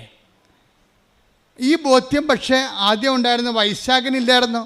വൈശാഖ് എപ്പോഴും നോക്കിക്കൊണ്ടിരുന്ന കൃപാസനത്തെക്കുറിച്ച് മോശം വീഡിയോ ആര് പറഞ്ഞാൽ അത് നോക്കും, എന്നിട്ട് കമൻറ്റ് ചെയ്യാൻ വേണ്ടി. അതൊക്കെ അന്ന് കൃപാസനത്തെക്കുറിച്ച് അദ്ദേഹത്തിന് ബോധ്യമില്ലായിരുന്നോ? അപ്പോൾ അദ്ദേഹം അന്ന് ചെയ്യണമെന്ന് വെച്ച് കഴിഞ്ഞാൽ നമുക്ക് ആരോഗ്യമുണ്ട്, നമുക്ക് ജോലി ചെയ്യാം, നമുക്ക് ബുദ്ധിയുണ്ട്, നമുക്ക് പിന്നെ അതുകൊണ്ട് അയാൾ പറയും ഞാൻ അഹങ്കാരിയായിപ്പോയെന്നാണ് പറഞ്ഞത്. വൈശാഖ് പറയുന്ന ഒരു വിഷയമുണ്ട്. അതായത് എപ്പോഴും കുഴപ്പമില്ലാത്ത ഒരു ജോലി എനിക്കുണ്ട്, അതായിരുന്നു എൻ്റെ അഹങ്കാരമെന്ന്. മനുഷ്യൻ്റെ ഏറ്റവും വലിയ പ്രോബ്ലം അതാണ്. എനിക്കും ഉണ്ടാവും, നിങ്ങൾക്കും ഉണ്ടാവും. നമ്മൾക്കുള്ള ഒരു വിഷയത്തെക്കുറിച്ച് നമ്മൾ കണ്ടൻറ്റഡ് ആയിരിക്കും. പിന്നെ അവിടെ ദൈവത്തിന് സ്പേസ് ഇല്ല. അഹങ്കാരത്തിൻ്റെ ഒരു കുഴപ്പമെന്ന് വെച്ച് കഴിഞ്ഞാൽ മുഴുവൻ ദൈവത്തിൻ്റെ സ്പേസ് അത് കൈകാര്യം ചെയ്യുമെന്നുള്ളതാണ്. ഇപ്പോൾ ഒരു മുറി മുഴുവനും മേശം കസേരയാണെങ്കിൽ നമുക്ക് അകത്തോട്ട് കിടക്കാൻ പറ്റുമോ? അതുപോലെയാണ് ഈ സംഭവം. നമ്മൾ തന്നെയായിരിക്കും അതിൻ്റെ അകത്ത് മുഴുവനും. അപ്പോൾ ദൈവത്തിന് അതിൻ്റെ അകത്ത് പ്രവേശനമില്ല. അതാണ്. അപ്പോൾ എന്ത് പറ്റുമെന്ന് വെച്ചാൽ ഒരു പ്രാവശ്യം ഈ വൈശാഖിൻ്റെ ഭാര്യയുണ്ട് അന്ന, അവർ മിക്സഡ് മാരേജാണ്. അന്ന വൈശാഖിന് രണ്ടുപേരും ദുബായിലാണ്. അന്ന വൈശാഖിനോട് പറയും ഇച്ചയ തൊണ്ടയ്ക്ക് എന്തോ കുഴപ്പമുണ്ട്, പൊടി പൊടി എന്ന് പറയാം. ഈ അന്ന പറഞ്ഞാണ് ഇച്ചയ തൊണ്ടയ്ക്ക് എന്തോ കുഴപ്പമുണ്ടെന്ന് തോന്നുന്നത്, തടയി നോക്കുകയും പറയും എടി പൊടി എന്ന് പറഞ്ഞ് ഇവളെ ഓടിച്ചിടും, സമ്മതിക്കത്തില്ല. അപ്പോൾ അത് പുള്ളിക്കാരൻ പറയും അത് പുള്ളി നല്ല ഈ ജിംനേഷ്യനാണ്, നല്ല ആരോഗ്യമുള്ള ആളാണ്. അപ്പോൾ പറയും എൻ്റെ ബോഡി ബിൽഡിങ്ങിൻ്റെ ആണ് ചിലപ്പോൾ നിങ്ങൾക്ക് തോന്നണത്, അല്ല കഥയൊന്നുമില്ലെന്ന് പറയും. പക്ഷേ 2 ആഴ്ച കഴിയുമ്പോൾ പിന്നെ അന്ന പറയും അച്ഛാ തൊണ്ടയ്ക്ക് എന്ത് കുഴപ്പമുണ്ടല്ലോ എന്ന് പറയും.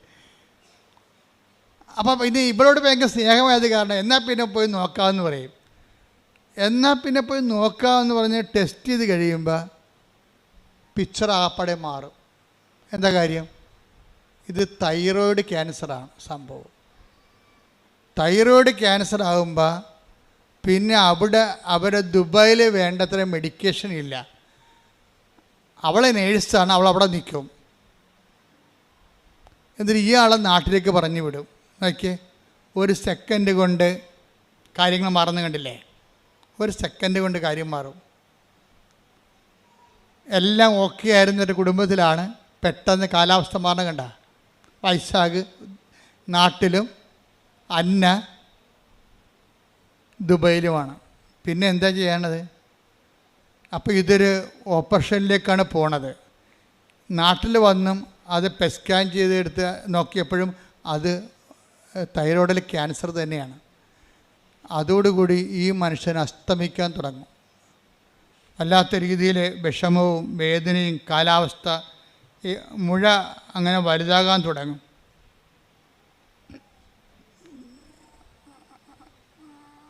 അതോടുകൂടി തൻ്റെ കയ്യിൽ നിന്ന് ജീവിതം വിട്ടുപോകണമെന്ന് കണ്ടപ്പോൾ പിന്നെ എന്താണ്, താൻ പണ്ട് ട്രോള് വായിച്ച് കമൻറ്റ് ചെയ്ത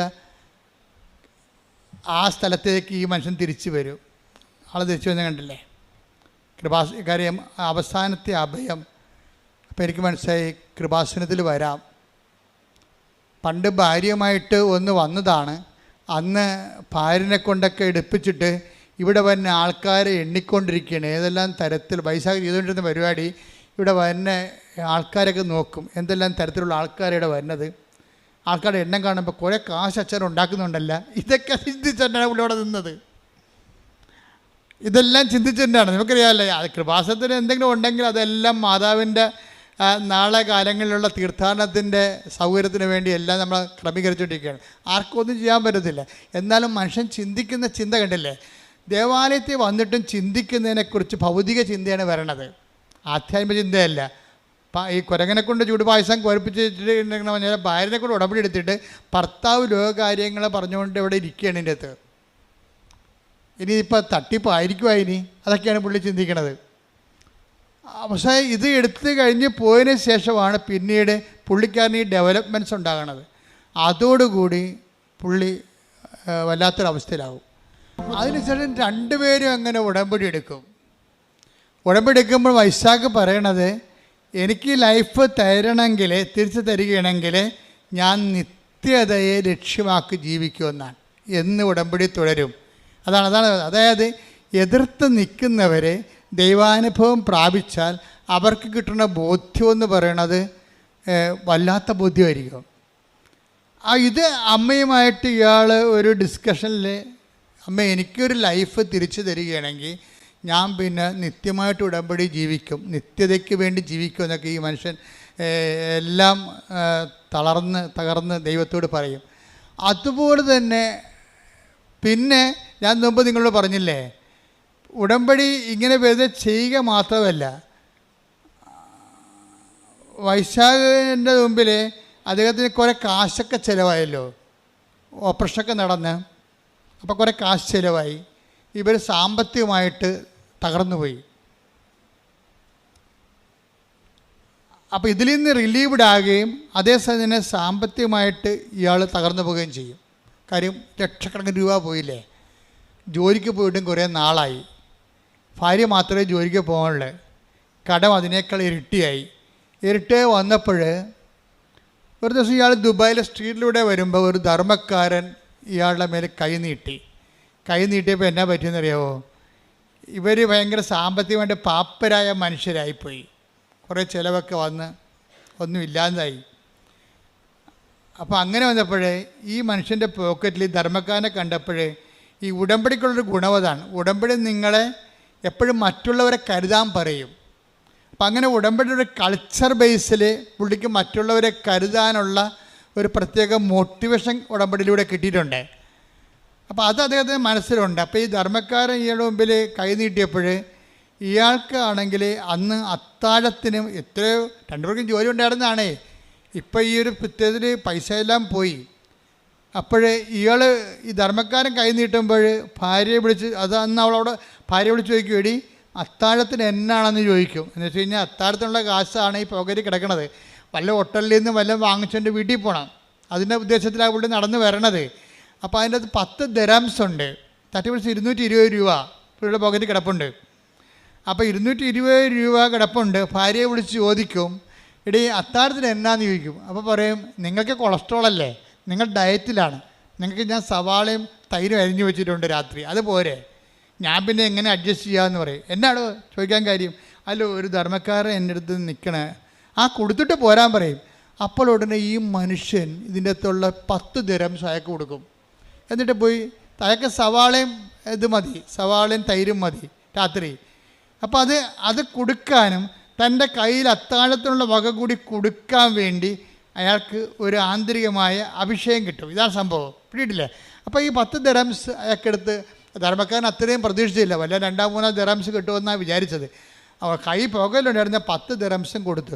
10 ദിർഹംസ് കൊടുത്തോടു കൂടിയുണ്ടല്ല ഈ ധർമ്മക്കാരൻ കൈ നീട്ടി ഈ മനുഷ്യൻ സന്തോഷത്തോടെ ഈ മനുഷ്യൻ തലയെ കൈവച്ചു. അത് വലിയ സന്തോഷത്തോടെ ഈ മനുഷ്യൻ കൈകൂപ്പി ധർമ്മക്കാരൻ്റെ ആശീർവാദം മേടിച്ച് വീട്ടിൽ വന്ന് സന്തോഷത്തോടെയാണ് ആ മനുഷ്യനത് കൊടുത്തത്. കാര്യം നമ്മൾ കൊടുക്കുമ്പോൾ അളിഞ്ഞ മോന്തമായിട്ട് കൊടുക്കുന്ന ആൾക്കാരുണ്ട്, പത്രം അങ്ങനെ ചെയ്യണവരുണ്ട്. അളിഞ്ഞ മോന്തമായിട്ട് പത്രം കൊടുക്കും, ഇത് കൊടുത്ത് അവസാനിപ്പിക്കണമല്ലോ ആർക്കെങ്കിലും, ഇനി ആർക്കോട്ടെ ഏത് പണ്ടാരത്തിൽ കൊടുക്കാനാണ്, ഇങ്ങനെ കൊടുക്കുന്നവരുണ്ട്. സന്തോഷത്തോടെ കൊടുക്കുക. കഴിഞ്ഞ ദിവസങ്ങളിൽ സരസ്വതി ഇവിടെ ഒരു കിടിലൻ സാക്ഷ്യം പറഞ്ഞു. സരസ്വതി എന്ന് പറയുന്നത് കണ്ണൂരിൽ നിന്ന് വരുന്നതാണ്. അപ്പോൾ അവർ പറയണേ, എനിക്ക് വീട്ടിൽ നിന്ന് ഇറങ്ങി ഉടമ്പടി മാതാവിൻ്റെ അടുത്ത് വന്നിട്ട് തിരിച്ചു പോകണമെങ്കിൽ 3 ദിവസം വേണം, അങ്ങോട്ടും ഇങ്ങോട്ടും ട്രെയിൻ യാത്രയിൽ. അപ്പോൾ സരസ്വതി ചെയ്യണമെന്ന് വെച്ച് കഴിഞ്ഞാൽ 3 കെട്ട് പത്രം മേടിച്ചുകൊണ്ട് പോകും. എന്നിട്ട് രാവിലെ അവിടെ ചെന്ന് 3-ാം ദിവസം അവിടെ എത്തുമ്പോൾ ഒരു കട്ടൻ ചായ കുടിച്ചിട്ട് പത്രം കൊടുക്കാൻ ഇറങ്ങും. തൻ്റെ അനുഭവങ്ങൾ പറഞ്ഞുകൊണ്ട് സന്തോഷത്തോടെ സന്ധ്യ വരെ ആ പത്രം ആൾക്കാർക്ക് പറഞ്ഞു കൊടുക്കും. വെറുതെ ഇട്ടും പോണതല്ല, തൻ്റെ അനുഭവങ്ങൾ പറഞ്ഞ് ഇതുകൊണ്ട് മാതാവിന് എന്തെങ്കിലും പ്രയോജനം ഉണ്ടാകണമെന്ന് പറഞ്ഞുകൊണ്ട് തന്നെയാണ് ഇത് കൊടുക്കുന്നത്. അത് കൊടുക്കുമ്പോൾ വിശപ്പും ദാഹവും അറിയാതെ അത് ആന്തരിക സൗഖ്യം പ്രാപിച്ചിട്ടാണ് സരസ്വതി തിരിച്ചു വരണത്. അവർക്ക് തന്നെ ആ ഒരു മേഖല പണ്ടുണ്ടായിരുന്ന നിരാശ സങ്കടത്തിൻ്റെ മേഖലയിൽ നിന്നുണ്ട്. അതായത് അവിടെ ഭൗതിക സാഹചര്യം മാറ്റമില്ല, പക്ഷേ ആ ഭൗതിക സാഹചര്യം പണ്ടുണ്ടായിരുന്ന ആഴവും അതിൻ്റെ തീപ്പൊള്ളൽ ഇന്ന് അനുഭവിക്കണില്ല. അവിടെ സരസ്വതിക്ക് ആന്തരിക അഭിഷേകം കിട്ടിയിട്ടുണ്ട്. ആ വിഷയത്തിൽ തനിക്കിപ്പോൾ ഒന്നും സംഭവിച്ചിട്ടില്ല, ദൈവം തന്നെ നോക്കുന്നുണ്ടെന്ന രീതിയിൽ വളരെ ആന്തരികമായ കൃപയിലാണ് ഇവർ പോണത്. പക്ഷെ അവിടെ ജോലി അവർ മനോഹരമായിട്ട് ചെയ്യണേ. ഇത് തന്നെയാണ് ഇപ്പോൾ വൈശാഖിന് സംഭവിച്ചിരിക്കുന്നത്. വൈശാഖിന് ഈ അനുഗ്രഹം കിട്ടി, ധർമ്മക്കാരൻ്റെ അനുഗ്രഹം കിട്ടിയോടുകൂടി ഈ മനുഷ്യന് ഭയങ്കര, ഈ നാട്ടുകാരുടെ ഭാഷ പറഞ്ഞാൽ ഈ ഒരു ഭയങ്കര ത്രസിപ്പ് തോന്നി. വന്ന് ഭാര്യയോട് പറഞ്ഞിട്ടും തീരില്ല, അയാളെന്നെ അനുഗ്രഹിച്ചെന്ന് പറയും. അപ്പോൾ വൈഫ് പറയാം, അയാളല്ല അനുഗ്രഹിച്ചത്, കർത്താവാണ് ഇങ്ങനെ അനുഗ്രഹിച്ചെന്ന് പറയും. എന്ന് വെച്ചാൽ അയാളിലൂടെ. അതാരാണെന്ന് നമുക്കറിയത്തില്ലല്ലോ, അതാരാണ് ധർമ്മക്കാരെന്ന് അറിയത്തില്ലല്ലോ. ചിലപ്പോൾ പരീക്ഷിക്കാൻ വേണ്ടി ദൈവം നിൽക്കണ അറിയത്തില്ലല്ലോ. പക്ഷേ ദൈവം നിന്നതുപോലെയാണ് സംഭവിക്കണത്. പെട്ടെന്ന് പിറ്റേ ദിവസം കമ്പനിയിൽ നിന്ന് വിളിച്ചിട്ട്, വൈശാഖെ നിങ്ങൾ തിരിച്ച് റീജോയിൻ ചെയ്യണില്ലേ, നിങ്ങൾക്ക് എത്ര രൂപ ചിലവായി, നിങ്ങളുടെ ഇൻഷുറൻസ് ശരിയായില്ലെന്നാണ് കമ്പനിയിൽ നിന്ന് കേൾക്കണത്, കമ്പനി പറയണത്. അപ്പോൾ സാറേ ശരിയായിട്ടില്ല, കാശെല്ലാം പോയി, വേറെടുത്ത കാശെല്ലാം പോയി, എല്ലാം ആശുപത്രിയിൽ പോയി, ഇൻഷുറൻസ് ശരിയായിട്ടില്ല, താൻ കുഴപ്പമില്ല ഇങ്ങോട്ട് പോരാൻ പറ്റും. നാളെ തൻ്റെ അക്കൗണ്ടിലേക്ക് ഇപ്പം ഞങ്ങൾ 10 ലക്ഷം ദിർഹംസ് വിടുന്നുണ്ടെന്ന്. ഒന്ന് ചിന്തിച്ചേക്ക്. അയാള് ആ 10 ലക്ഷം ദിർഹംസ് 10 ദിർഹംസിനും കൊടുക്കണ കണ്ടില്ല. അപ്പം ഞാനങ്ങനെ ഓർത്തെന്നറിയാവോ, ഈ കർത്താവിൻ്റെ വചനം, ആ വചനത്തിൽ നമ്മൾ സന്തോഷത്തോടെ അത് കൈമാറി കഴിയുമ്പോൾ ദൈവം വാഗ്ദാനങ്ങൾ പാലിക്കും ആരോടായാലും. അത് വൈശാഖ ശരി, അതുപോലെ തന്നെ എക്സോർബൈ ആരാണ് ദൈവത്തോട് സന്തോഷത്തോടെ വചനം പാലിക്കുന്നത്? അങ്ങനെ ഒരു വചനമുണ്ട് കേട്ടോ, ലുക്ക 6:38. അതെ, കൊടുക്കുവിൻ നിങ്ങൾക്കും കിട്ടും, പറഞ്ഞ കൊടുക്കുവിൻ നിങ്ങൾക്കും ലഭിക്കും, അമർത്തിക്കുലുക്കി അമർത്തിക്കുലുക്കി നിറച്ചളന്ന് അവർ നിങ്ങളുടെ മടിയിൽ ഇട്ടുതരും. അതാണ് ആരാണ് തന്നത്? അവനാണ്. ആര്? ദൈവം. ആരുടെ വചനമാണ്? ഇതെല്ലാം വാഗ്ദാനമാണ്. കിട്ടും, കൊടുക്കും, ലഭിക്കും എന്നൊക്കെ പറയുന്ന എല്ലാം പ്രോമിസാണ്. ഉടമ്പടി വർക്കൗട്ട് ചെയ്യണത് 8870 പ്രോമിസിലാണ് വർക്ക് ചെയ്യണത്. ഞാൻ കോവിഡ് പിടിച്ച് 2 മാസത്തോളം 1.5 മാസത്തോളം, എനിക്ക് 2 പ്രാവശ്യം കോവിഡ് പിടിച്ചു കേട്ടോ. നിങ്ങൾ അറിഞ്ഞോ? നിങ്ങൾ അറിഞ്ഞില്ലല്ലോ അല്ലേ? 2 പ്രാവശ്യം എനിക്ക് കോവിഡ് പിടിച്ച്. എന്താ? ആരാ കോവിഡ് തന്നത്? നിങ്ങളല്ല തന്നത്. ഞാൻ ഇവിടെ നിൽക്കുമ്പോൾ എനിക്ക് കിട്ടിയല്ലേ, ഞാൻ പുറത്ത് പോകണില്ലല്ല. പക്ഷേ എന്താ പ്രശ്നം എന്ന് വെച്ച് കഴിഞ്ഞാൽ കോവിഡ് കാലത്തും ഞാൻ ഇവിടെ തന്നെ ഉണ്ടായിരുന്നു, ജനങ്ങളുടെ വിഷയങ്ങൾ കേട്ടോണ്ട് തന്നെ. അപ്പോൾ ഒത്തിരി പേര് വരുമ്പോൾ ആരെങ്കിലും കയറി കയ്യെ പിടിക്കുക അല്ലെങ്കിൽ അടുത്ത് നിൽക്കുക തുമ്മുക ചെയ്യുമ്പോൾ അത് കിട്ടും. അതാണ് 2 പ്രാവശ്യം കിട്ടിയത്. അപ്പോൾ ആദ്യത്തെ പ്രാവശ്യം കിട്ടിയപ്പോൾ 1.5 മാസം ഞാൻ കിടന്നുപോയി. കാര്യം 1.5 മാസം ഞാനും വിജയകുമാർ മാത്രം എൻ്റെ കയ്യിലും ഉണ്ട്. അപ്പം ഞാനിങ്ങനെ അദ്ദേഹത്തിൻ്റെ ഹോട്ടലിൽ കിടക്കുകയാണ് ഒറ്റയ്ക്ക്. അപ്പോൾ എന്നെ നോക്കിയത് മുഴുവനും നാഫർ എന്ന് പറഞ്ഞൊരു മുസ്ലിം സഹോദരനാണ്. അയാളാണെങ്കിൽ എൻ്റെ പൾസും എൻ്റെ ശ്വാസവും നോക്കാൻ വേണ്ടി വട്ടം കിടക്കുകയാണ് അവിടെ. കഴിഞ്ഞ ദിവസം ഇവിടെ വന്നിട്ടുണ്ടായിരുന്നു. എനിക്ക് ഭയങ്കര ഇഷ്ടപ്പെട്ട അയാളെ കണ്ടപ്പോൾ ഇവിടെ വന്നിട്ടുണ്ടായിരുന്നു എന്നെ കാണാൻ വേണ്ടി. അന്ന് 1.5 മാസം രാത്രി എനിക്ക് എന്തെങ്കിലും സംഭവിക്കുക, ശ്വാസം കിട്ടാത്ത ദിവസങ്ങളായിരുന്നു അത്. അപ്പോൾ എൻ്റെ മേലിൽ ജവമാല ഉണ്ടായിരുന്നു. അപ്പോൾ ഈ നാഫർ അടുത്ത് കിടക്കുകയാണ് വട്ടം. എന്നിട്ട് ഞാൻ എന്തെങ്കിലും ഒരു പന്തികേട് കണ്ട അപ്പോൾ പുള്ളിക്ക് അകത്തോട്ട് വരാൻ വേണ്ടി പുള്ളി പുറത്ത് കിടക്കുകയാണ്. അപ്പോൾ ഞാൻ ഓർക്കണേ, ഞാൻ എൻ്റെ ജീവിതത്തിൽ ഒരിക്കലും കാണാത്തൊരു മനുഷ്യനാണ്. ഈ ഒരു കാലഘട്ടത്തിൽ എൻ്റെ ബന്ധുക്കളല്ല, സ്വന്തപ്പെട്ടുള്ള സഹപ്രവർത്തകരല്ല, ആരുമല്ല. ഇത് നിങ്ങൾ ഓർക്കണം. എന്താ പ്രശ്നം വെച്ച് കഴിഞ്ഞാൽ, നിങ്ങൾ ഓരോരുത്തരെയും താങ്ങണതും തലോടണമെല്ലാം നാളെ നിങ്ങൾക്ക് അവർ പ്രയോജനപ്പെടുമെന്നുള്ള ഉദ്ദേശത്തിലാണ്. പക്ഷെ നിങ്ങൾ താങ്ങേണ്ടതും തലോടേണ്ടതും ദൈവത്തെ മാത്രമാണ്. എവിടെയെങ്കിലും നിങ്ങൾക്ക് അറ്റാച്ച്മെൻ്റ് ഉണ്ടെങ്കിൽ ആ അറ്റാച്ച്മെൻറ്റ് വെച്ചായിരിക്കും നിങ്ങൾക്ക് പണി കിട്ടാൻ പോണത്. പക്ഷേ ദൈവത്തോട് മാത്രം അറ്റാച്ച്മെൻ്റ് ഉണ്ടെങ്കിൽ നമ്മളുടെ യഥാർത്ഥ സമയത്ത് ദൈവമാണ് ആളെ ദൂത വിടണത്. ഞാൻ നിനക്ക് മുമ്പേ എൻ്റെ ദൂതനെ അയക്കും. ശ്രുതികട ഹല്ലേലൂയ. Take the word of God. ഹല്ലേലൂയ ഹല്ലേലൂയ ഹല്ലേലൂയ ഹല്ലേലൂയ ഹല്ലേലൂയ. യേശുവേ ഹല്ലേലൂയ ഹല്ലേലൂയ ഹല്ലേലൂയ. യേശുവേ സ്തുതി. ഹല്ലേലൂയ ഹല്ലേലൂയ ഹല്ലേലൂയ ഹല്ലേലൂയ. പുറപ്പാട് 23:20. പുറപ്പാട് 23:20. ഇതാ പറഞ്ഞേ. ഇതാ ഒരു ദൂതനെ നിനക്ക് മുൻപേ ഞാൻ അയക്കുന്നു. അവൻ നിന്റെ വഴിയിൽ നിന്നെ കാത്തുകൊള്ളും. ഞാൻ. അപ്പൊ ഈ നാഫർ ആരാണ് എൻ്റെ ഇരിക്കണേ? അവൻ്റെ ദൂതനാ. ഞാൻ നിനക്ക് മുമ്പേ എൻ്റെ ദൂതനെ അയക്കുമെന്നാണ് പറഞ്ഞിരിക്കുന്നത്. ഞാൻ എൻ്റെ ദൂതനെ അയക്കും. എപ്പോഴും നമ്മളെ സംബന്ധിച്ചിടത്തോളം അവനെന്ത് ചെയ്യും? അവൻ നിന്റെ വഴികളിൽ, പറഞ്ഞേ, നിന്നെ കാത്തുകൊള്ളും. അപ്പം നമ്മുടെ കാവൽ ഏർപ്പെടുത്തിയിരിക്കുന്നത് നമ്മുടെ ബന്ധുക്കളെ സ്വന്തപ്പെട്ടവരൊന്നും അല്ല. ആരെയാണ്? ദൈവത്തെയാണ്. അവൻ്റെ ദൂതനാണ്. അതായത് ഞാൻ എന്തിനാ ഇപ്പം നിങ്ങളോട് ഇങ്ങനെ പറയുന്നത് വെച്ച് കഴിഞ്ഞാൽ, നിങ്ങളുടെ ടൈം നിങ്ങൾ മാനേജ് ചെയ്യണം. ചില ആൾക്കാർ മക്കളെ എന്ന് പറഞ്ഞ് മരിക്കാൻ നടക്കുന്നുണ്ട്. ചില അമ്മമാർ അവനോട് ഇപ്പം നിങ്ങൾ ദുബായിലോ റോമിലേക്കുള്ള മക്കളെ നിങ്ങൾ വിളിക്കും, എന്നിട്ട് കഴിച്ചാടാ, കുടിച്ചാടാ, കുളിച്ചാടാ എന്നൊക്കെ ചോദിക്കും. പ്രാർത്ഥിച്ചാടാന്ന് ഒരിക്കലും ചോദിക്കത്തില്ല ഈ പന്നി. അതാ പ്രശ്നം. എന്താ പ്രശ്നം? ജീവിതത്തിൽ അവർ ബേസിക്കായിട്ട് അമ്മയാണെങ്കിലും ലോകത്താൻ ജീവിയാണ്. അത് കാരണം അവളുടെ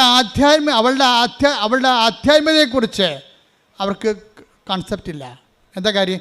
ഇതിനാണ് ഈ അറ്റാച്ച്മെൻ്റ് എന്ന് പറയുന്നത്. ദൈവത്തെ മാറ്റി നിർത്തിക്കൊണ്ടുള്ള ബന്ധവും ബന്ധങ്ങളുടെ പരിപോഷണങ്ങളും ഒരു പക്ഷേ നാളെ നിങ്ങൾക്ക് ഒരു മൈനറായിട്ടുള്ള ഒരു കൺസോലേഷനിലൂടെ പോകത്തുള്ളൂ. ദൈവത്തെ മേജർ മിറക്കിൾസിനെ കുറിച്ചാണ് ഞാൻ സംസാരിക്കുന്നത്. മേജർ മിറക്കിൾസ് എന്ന് പറഞ്ഞാൽ ഞാനെന്താ 12 കൊല്ലം ഈ വിജയകുമാറിൻ്റെ ഹോട്ടൽ വിൽക്കാൻ വേണ്ടി ഞങ്ങൾ ഒരുമിച്ച് പ്രാർത്ഥിച്ച 12 കൊല്ലം. കാര്യം ഇത് മുഴുവൻ റിലയൻസിൻ്റെ ലോൺ എടുത്തിട്ട് ചെയ്യണതാണ്. ആ റിലയൻസിൻ്റെ ലോണെന്ന് പറയുമ്പോൾ അതിൻ്റെ പണ്ടാര പലിശ കയറിയിട്ട് കോടികളുടെ കടത്തിൽ വിജയകുമാർ മുങ്ങുകയാണ്. ആരോടും പറയിക്കാതെ പുതിയ ലോൺ എടുത്ത് കൂടിക്കൊണ്ടിരിക്കുകയാണ്.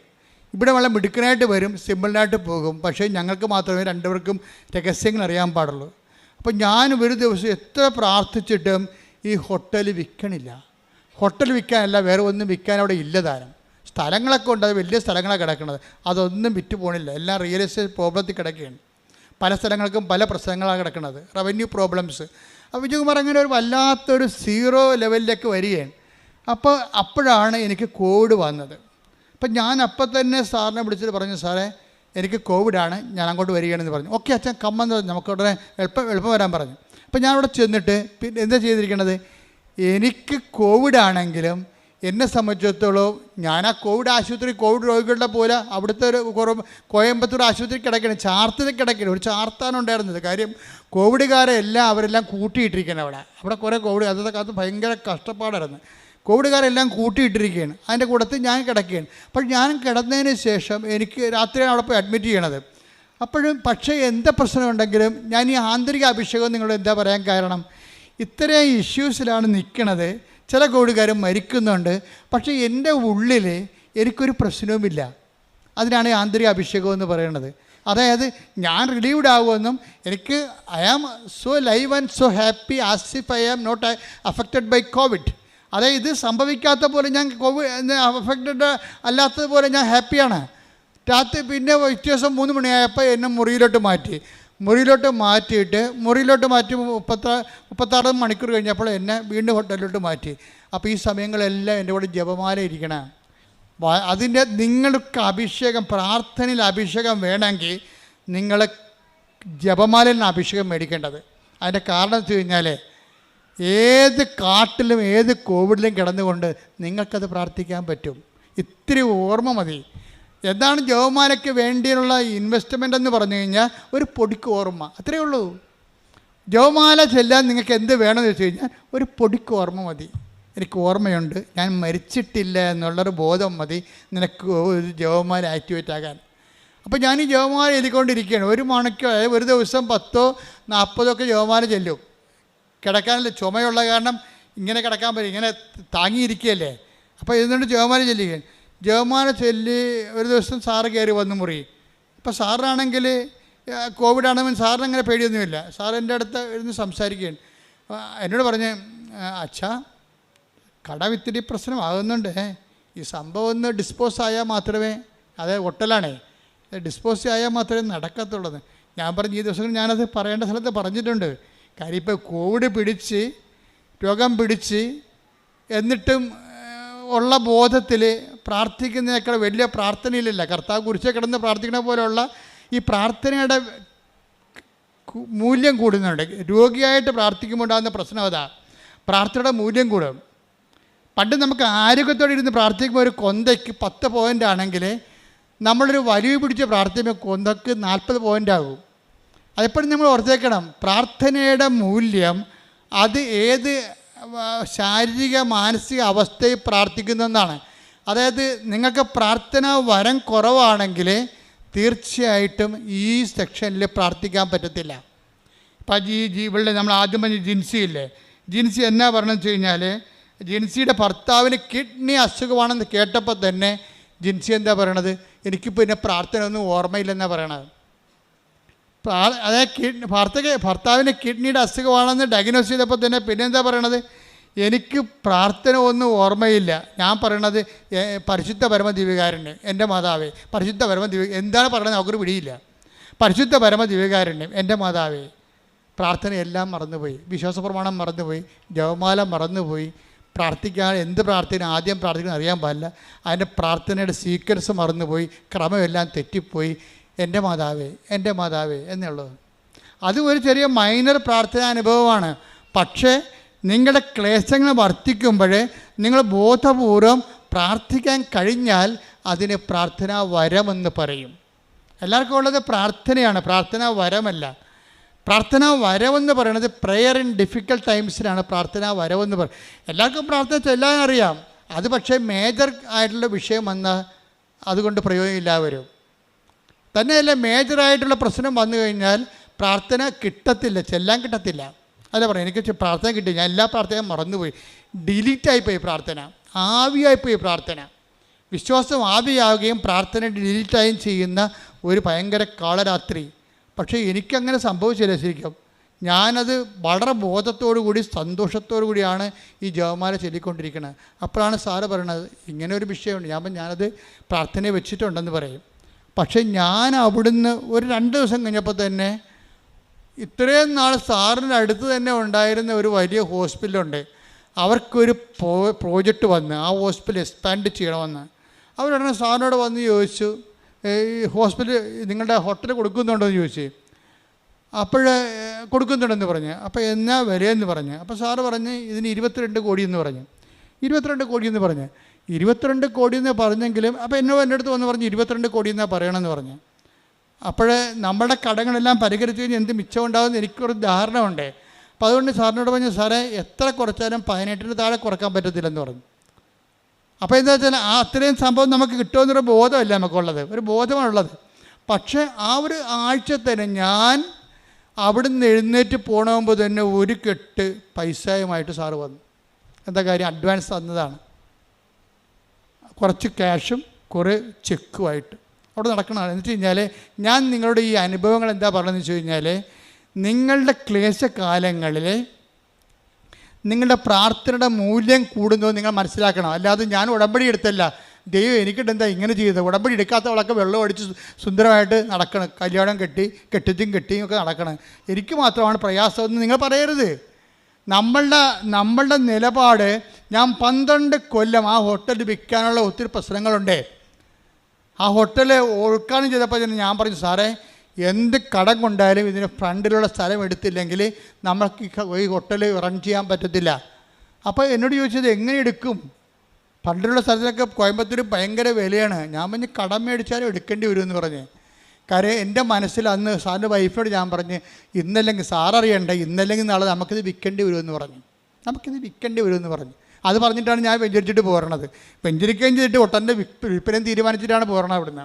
എന്താ കാര്യം? അതാണ് എൻ്റെ കിടപ്പെന്ന് എനിക്കറിയാം. അപ്പം ഞാൻ ചെയ്ത് നോക്കുന്ന റവന്യൂ പ്രോബ്ലംസ് ഒന്നും ഉണ്ടാകരുത്, അതുകൊണ്ടാണ് അത് സേഫ് ആക്കണം അത്രയും സ്ഥലം. അത് നമുക്ക് ആരെങ്കിലും കൊടുത്താൽ എടുക്കണം, അവർക്ക് നാളെ പണി വരരുത്, അങ്ങനെ കറക്റ്റ് ചെയ്ത്. അപ്പോൾ പക്ഷേ ഇത്രയും 12 കൊല്ലമായിട്ട് നടക്കണില്ല. അപ്പം നിങ്ങളെന്താ ചെയ്തിരിക്കണമെന്ന് വെച്ച് കഴിഞ്ഞാൽ, നിങ്ങളുടെ മൂല്യം വർദ്ധിത, നിങ്ങളുടെ പ്രാർത്ഥനയ്ക്ക് മൂല്യം വർദ്ധനയുണ്ടെങ്കിൽ നിങ്ങളിപ്പം നിലവിലുള്ള കുരിശിനെയൊക്കെ അക്സെപ്റ്റ് ചെയ്യണം. അതെപ്പോഴും ഭയങ്കര സീരിയസ് വിഷയമാണ്. നിങ്ങൾ കുരിശിനെ റിജക്റ്റ് ചെയ്യണത്. അപ്പോൾ നിങ്ങളുടെ മൂല്യം പോകും. ഇപ്പം നിങ്ങളുടെ മകൻ, നിങ്ങളുടെ മരുമകൾ നിങ്ങളുടെ കടുത്തേക്കാരൻ്റെ പാർട്ടിയാണ്, അല്ലെങ്കിൽ അവൾ തന്നെത്താനായിട്ട് അവൾ വീട്ടിൽ പോയി നിൽക്കുകയാണ്. എന്നിട്ട് നിങ്ങളെക്കുറിച്ച് പറയണത് നിങ്ങൾ അവരെ തള്ളി പുറത്താക്കിയതാണ്, നിങ്ങളുടെ സ്വർണ്ണമൊക്കെ അവളുടെ സ്വർണ്ണമൊക്കെ നിങ്ങളെടുത്തെന്നായിരിക്കും പറയണത്. അവളുടെ സ്വർണ്ണമൊക്കെ നിങ്ങളെടുത്തെന്ന് പറഞ്ഞ് അവൾ വീട്ടിൽ പോയി നിൽക്കുകയാണ്. അവൾ വീട്ടിൽ പോയി നിൽക്കണതിന് നാട്ടുകാരോട് പറയാൻ ഒരു കാരണമാണ്. ഇപ്പം നിങ്ങൾക്കെന്ത് പറ്റി? മകൻ്റെ ജീവിതം പോയി, നിങ്ങൾ കള്ളിയുമായി, അവളുടെ സ്വർണ്ണം അടിച്ച് മാറ്റിയ കള്ളിയുമായി നിങ്ങൾ ആകപ്പാട്. അപ്പം നിങ്ങൾക്ക് വൈരാഗ്യവും വിദ്വേഷമേ കൂടത്തുള്ളൂ. അതല്ല, ആ കുരിശിനെ നിങ്ങൾ ക്രിസ്തുവിൻ്റെ നാമത്തിൽ അക്സെപ്റ്റ് ചെയ്യണം. അവൾ എന്തും പറഞ്ഞോട്ടോ, എൻ്റെ മകൾ നാളെ ശരിയായിക്കൊള്ളും, അല്ലെങ്കിൽ കർത്താവ് അവളെ ശരിയാക്കും. അതിൻ്റെ പേരിൽ നിങ്ങൾ പുതിയ പാപിയായിട്ട് മാറരുത്. പിന്നീട് പറഞ്ഞു കേട്ടില്ലേ, നിങ്ങളുടെ മൂല്യം വർദ്ധിപ്പിക്കാൻ തരുന്ന ഉടമ്പടി കാലം എന്ന് വെച്ചാൽ ഉടമ്പടി ഒരു ജീവിത രീതിയാണ്, അല്ലാതെ അതൊരു പ്രാർത്ഥനാ രീതിയല്ല. ഉടമ്പടിയുടെ ഒരു ജീവിത രീതി, അതിന് ഉടമ്പടിയുടെ തനത് നിലപാടുണ്ട്, തനത് സമീപനമുണ്ട്, എല്ലാ വിഷയങ്ങളും. ഇതിനാണ് മാതാവ് സെപ്റ്റംബർ 7 ഡിസ്പോസിഷൻ എന്ന് പറഞ്ഞത്. ഇത് ഫയറാകുന്ന ഡിസ്പോസിഷൻസ് എന്ന് പറഞ്ഞതിൻ്റെ കാരണം അതാണ്. അപ്പോൾ ഈ മനുഷ്യന് എന്തുകൊണ്ടാണ് ഇപ്പം നമ്മൾ വൈശാഖിൻ്റെ കാര്യം തന്നെ എടുക്കാം. വൈശാഖിന് ഇപ്പോൾ എത്ര 10 ലക്ഷം ദിറംസാണ് കിട്ടിയിരിക്കണം. 10 ദിറംസിന് പകരം ഉടനെ കമ്പനി അവനെ രണ്ടാമത് തിരിച്ചെടുക്കുകയും ചെയ്ത് അവന് 10 ലക്ഷം ദിറംസ് അവൻ്റെ ചികിത്സയ്ക്ക് വേണ്ടി ഇട്ട് കൊടുത്തപ്പോൾ അവൻ്റെ ലോണെല്ലാം അടച്ചു തീർത്ത്. നല്ല കാശായിരുന്നു ഇതിൻ്റെ ഓപ്പറേഷനെ. ആ ലോണെല്ലാം അടച്ചു തീർത്ത് കഴിഞ്ഞപ്പോൾ കുറച്ച് കഴിഞ്ഞപ്പോൾ ജോലി ചെയ്തുകൊണ്ടിരിക്കുന്ന സമയത്ത് വേറൊരു സംഭവം, ഇത്രയും നാൾ കിട്ടായിരുന്ന ഇൻഷുറൻസ് മുഴുവനും പാസ്സായി. ഒരു മനുഷ്യൻ 10 ദിറംസ് കൊണ്ട് കോടിക്കണക്കിന് രൂപയുടെ ആസ്തിയിലേക്ക് വരികയാണ്. എപ്പോഴും വിചാരിക്കേണ്ടത്, നിങ്ങൾ ചെയ്യണത് ഇത് കിട്ടുമെന്ന് ഓർത്തിട്ടാണ് വൈശാഖ് ചെയ്തത് അല്ല. ഞാനിങ്ങനെ പറയണതുകൊണ്ട് ഇങ്ങനെ കിട്ടുമെന്ന് ഓർത്തോട്ട് നിങ്ങൾ ചെയ്യരുത്. നിങ്ങൾ ചെയ്യേണ്ടത്, കർത്താവ് എന്നെ സംരക്ഷിക്കും, ഞാൻ നിനക്ക് മുമ്പേ എൻ്റെ ദൂതനയക്കും, അവൻ നിന്നെ കാത്തുകൊള്ളുന്ന സംഭവിക്കുക. അതായത് കർത്താവിൻ്റെ, നിങ്ങൾ ദൈവത്തിന് വേണ്ടി ചെയ്യുമ്പോൾ ദൈവത്തിൻ്റെ കാവല്, സംരക്ഷണം നോക്കുക. Take the read it again. ശ്രുതിക്കട്ടെ ഹല്ലേലൂയ. ഇതാ ഒരു ദൂതനെ നിനക്ക് മുമ്പേ ഞാൻ അയക്കുന്നു. ഇതാ ഒരു ദൂതനെ നിനക്ക് മുമ്പേ ഞാൻ അയക്കുന്നു. അവൻ നിന്റെ വഴിയിൽ നിന്നെ കാത്തുകൊള്ളും. Praise the Lord. അപ്പം നിന്റെ വഴികളിൽ, ജീവിത വഴിയാണ് ഉദ്ദേശിക്കുന്നത്, അല്ല കൃപാസനത്തിൽ വന്നിട്ട് വീട്ടിൽ പോയ വഴിയല്ല ഉദ്ദേശിക്കുന്നത്. നിന്റെ വഴിയെന്ന് പറഞ്ഞാൽ എന്താണ്? നമ്മളെ നിത്യത വരെയാണ് നമ്മുടെ വഴിയുള്ളത്. ഒരു വിശ്വാസിയെ സംബന്ധിച്ചിടത്തോളം അവൻ്റെ വഴി എവിടെ നിന്നാണ്? നിത്യത വരെ കിടക്കണം ആ വഴി. അപ്പം നിന്റെ വഴികളിൽ എന്തു ചെയ്യും? നിന്നെ കാത്തുകൊള്ളും, നിത്യത നേടുന്നതിലെന്ന്. ഈ വൈശാഖ അവസാനം പറയുന്നൊരു വാക്കുണ്ട്, അത് എന്നെ വളരെ ഞെട്ടിപ്പിച്ചൊരു വാക്കാണ്. മരണം വരെ ഉടമ്പടി ജീവിക്കുവാൻ നമുക്ക് കഴിയണമെന്ന്. നിങ്ങൾക്കറിയാമല്ലോ. അതായത് ഇതെങ്ങനെ തുടങ്ങിയത്? കൃപാസനം മാതാവ് എന്ന് പറയുന്നത് ഭൂലോക തട്ടിപ്പാടെന്ന് പറഞ്ഞ് ജീവിക്കാൻ തുടങ്ങിയ ആളാണ്. എന്നിട്ട് ഈ മനുഷ്യൻ്റെ ഓരോ ഘട്ടം ഘട്ടമായിട്ട് അനുഭവത്തിലൂടെ ഈ മനുഷ്യൻ തന്നെ കണ്ടില്ലേ. ഇപ്പം എന്താ അവസാനം പറയണത്? മരണം വരെ നമുക്ക് ഉടമ്പടിയിൽ ജീവിക്കാൻ കഴിയണം. അപ്പം ആ ഉടമ്പടിയെക്കുറിച്ച് ആ മനുഷ്യന് ജീവിതത്തിൽ ഏറ്റവും വലിയ കൺവിക്ഷനായിപ്പോയി. ഞാനെപ്പോഴും സന്തോഷിക്കണതേ, ഞാൻ എപ്പോഴും why I am a missionary എന്ന് എന്നോട് ചോദിച്ചാൽ, ഞാൻ എപ്പോഴും എന്നോട് തന്നെ ചോദിച്ചിട്ടുണ്ട്, why you are a missionary. കാരണം എൻ്റെ ഉടുപ്പ്, എൻ്റെ ആ പട്ടം കിട്ടി 1.5 കൊല്ലം കഴിഞ്ഞപ്പോൾ എൻ്റെ ഉടുപ്പ് ചേഞ്ച് ചെയ്തു. അപ്പോൾ ഞാൻ മിഷണറി ആണെന്നുള്ള ബോധം എനിക്കുണ്ടായിരുന്നു. എന്നാൽ ഇടവകയിൽ ജീവിക്കുമ്പോൾ തന്നെ ഒരു മിഷൻ കോൺഗ്രിഗേഷനിൽ പോയി ചേരേണ്ട കാര്യമൊന്നുമില്ല. ഒരു ഇടവക വൈദ്യന് മിഷണറി ആകാൻ പറ്റും. മിഷണറിയുടെ ജോലി എന്താണ്? കർത്താവിനെ അറിയാത്തവരെ അറിയിക്കുക, അറിഞ്ഞവരെ ആഴപ്പെടുത്തുക. അപ്പോൾ നമ്മൾ മിഷണറിയായി. ഇപ്പം ഞാൻ മിഷണറിയായി, നിങ്ങളും മിഷണറി ആയില്ലേ? നിങ്ങളും മിഷണറി അല്ലേ? അപ്പോൾ അതിനേക്കാൾ വലിയൊരു ജോലി ഒരു മനുഷ്യന് ദൈവത്തിന് വേണ്ടി ചെയ്യാനില്ല. അതാണ് പ്രസ്തുത ജീവിതം ഏറെക്കുറെ ഒരു ഘട്ടം എത്തുമ്പോഴാണ് 2004, അത് 2004 അപ്പോഴാണ് അമ്മ പ്രത്യക്ഷപ്പെട്ടത് ഇവിടെ. പിന്നെ ഈ പ്രത്യക്ഷീകരണത്തിൻ്റെ സ്ഥിരീകരണത്തിന് വേണ്ടിയുള്ള ആധ്യാത്മികമായ യാത്രയിൽ ആദ്യം സംഭവിക്കണത്, അമ്മ ഞാൻ ആ കൊച്ചു പള്ളിയിൽ, അല്ല ഈ മരക്കൂടത്ത് പള്ളിയിൽ ചാർജ് എടുത്ത്, ഒരു ജനുവരി 18-ാം തീയതി ചാർജ് എടുത്ത് കഴിഞ്ഞപ്പോൾ എൻ്റെ അമ്മ അന്ന് ജീവിച്ചിരിപ്പുണ്ട്. എൻ്റെ അമ്മ അധികം യാത്ര, ചെവി കേൾക്കാൻ കാരണം അധികം യാത്ര ഒന്നുമില്ല. ആ മനക്കോടത്ത് എവിടെയോ ഒരു അടിയന്തരത്തിന് വന്ന അമ്മ അപ്പോൾ എന്നെ കാണാൻ വേണ്ടി വന്നു. ഞാൻ അച്ഛനായി ചാർജ് എടുത്തിട്ട് 3 ദിവസം ആയുള്ളൂ. അപ്പോൾ അമ്മ വന്നപ്പോൾ ഞാനൊരു ഷെഡിൽ താമസിക്കുകയാണ്. കാര്യം അവിടെ ഞാൻ ചെല്ലുമ്പോൾ അവിടെ അച്ഛന്മാർക്ക് താമസിക്കാൻ സ്ഥലമില്ലായിരുന്നു. ചവവണ്ടി ഇട്ടിരുന്ന സ്ഥലത്തുനിന്ന് ചവവണ്ടി അവരെടുത്ത് മാറ്റിയിട്ട് എന്നെ കയറ്റി കിടത്തി അവിടെ. അത്രയുള്ള സംഭവം. ആ ഒരു കാലമാണത്. കാര്യം ആ പള്ളിയിൽ ഇന്ന് നല്ല സിറ്റുവേഷൻ ഉണ്ട് അവിടെ. ഞാനും കൊറോണ വികാരിയായിരുന്നു. അപ്പോൾ നല്ല രീതിയിൽ അവിടെ പോയി താമസിച്ചത്. പക്ഷേ ഞാൻ തുടങ്ങിയത് ശവവണ്ടി എൻ്റെ അരികിൽ കിടക്കും, ഞാൻ ഇപ്പുറത്ത് ഷെഡിൽ കിടക്കും. ഷെഡിൽ കിടന്ന് ശവവണ്ടി പുറത്തെടുത്തിട്ട് അതിനൊരു പ്രത്യേക ഒരു ചാർത്തെടുത്തിട്ട് ഞാൻ ഈ ഷെഡിൽ ഒരു കട്ടിലിട്ട് അവിടെ കിടക്കും. അങ്ങനെയാണ്. അവിടെ ആണ് അമ്മ വരണത്. അപ്പോൾ അമ്മ വന്നിട്ട് അമ്മ എനിക്ക് ഒരു പടം തന്ന. കാര്യം ഞാൻ സംസാരിക്കുമ്പോൾ സ്വരത്തിൽ സംസാരിക്കണം, അമ്മയ്ക്ക് അധികം കേൾക്കാൻ പാടില്ല. അപ്പോൾ അമ്മ അധികം സംസാരിക്കണില്ല. ഞാനൊരു അടിയന്തരത്തിൽ വന്നാണെന്ന് എന്നെ പറഞ്ഞ് മനസ്സിലാക്കിയിട്ട് അമ്മ എനിക്കൊരു പടം തന്നു. പടം കണ്ടോടുകൂടി കണ്ണ് നിറഞ്ഞു പോയി. എന്താ കാര്യം?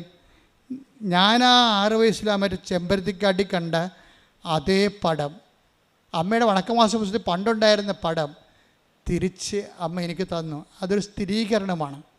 എന്നുവെച്ചാൽ നിൻ്റെ കൂടെ നീ ഇന്ന് എൻ്റെ ജോലി ചെയ്യാൻ തുടങ്ങിയിരിക്കണം.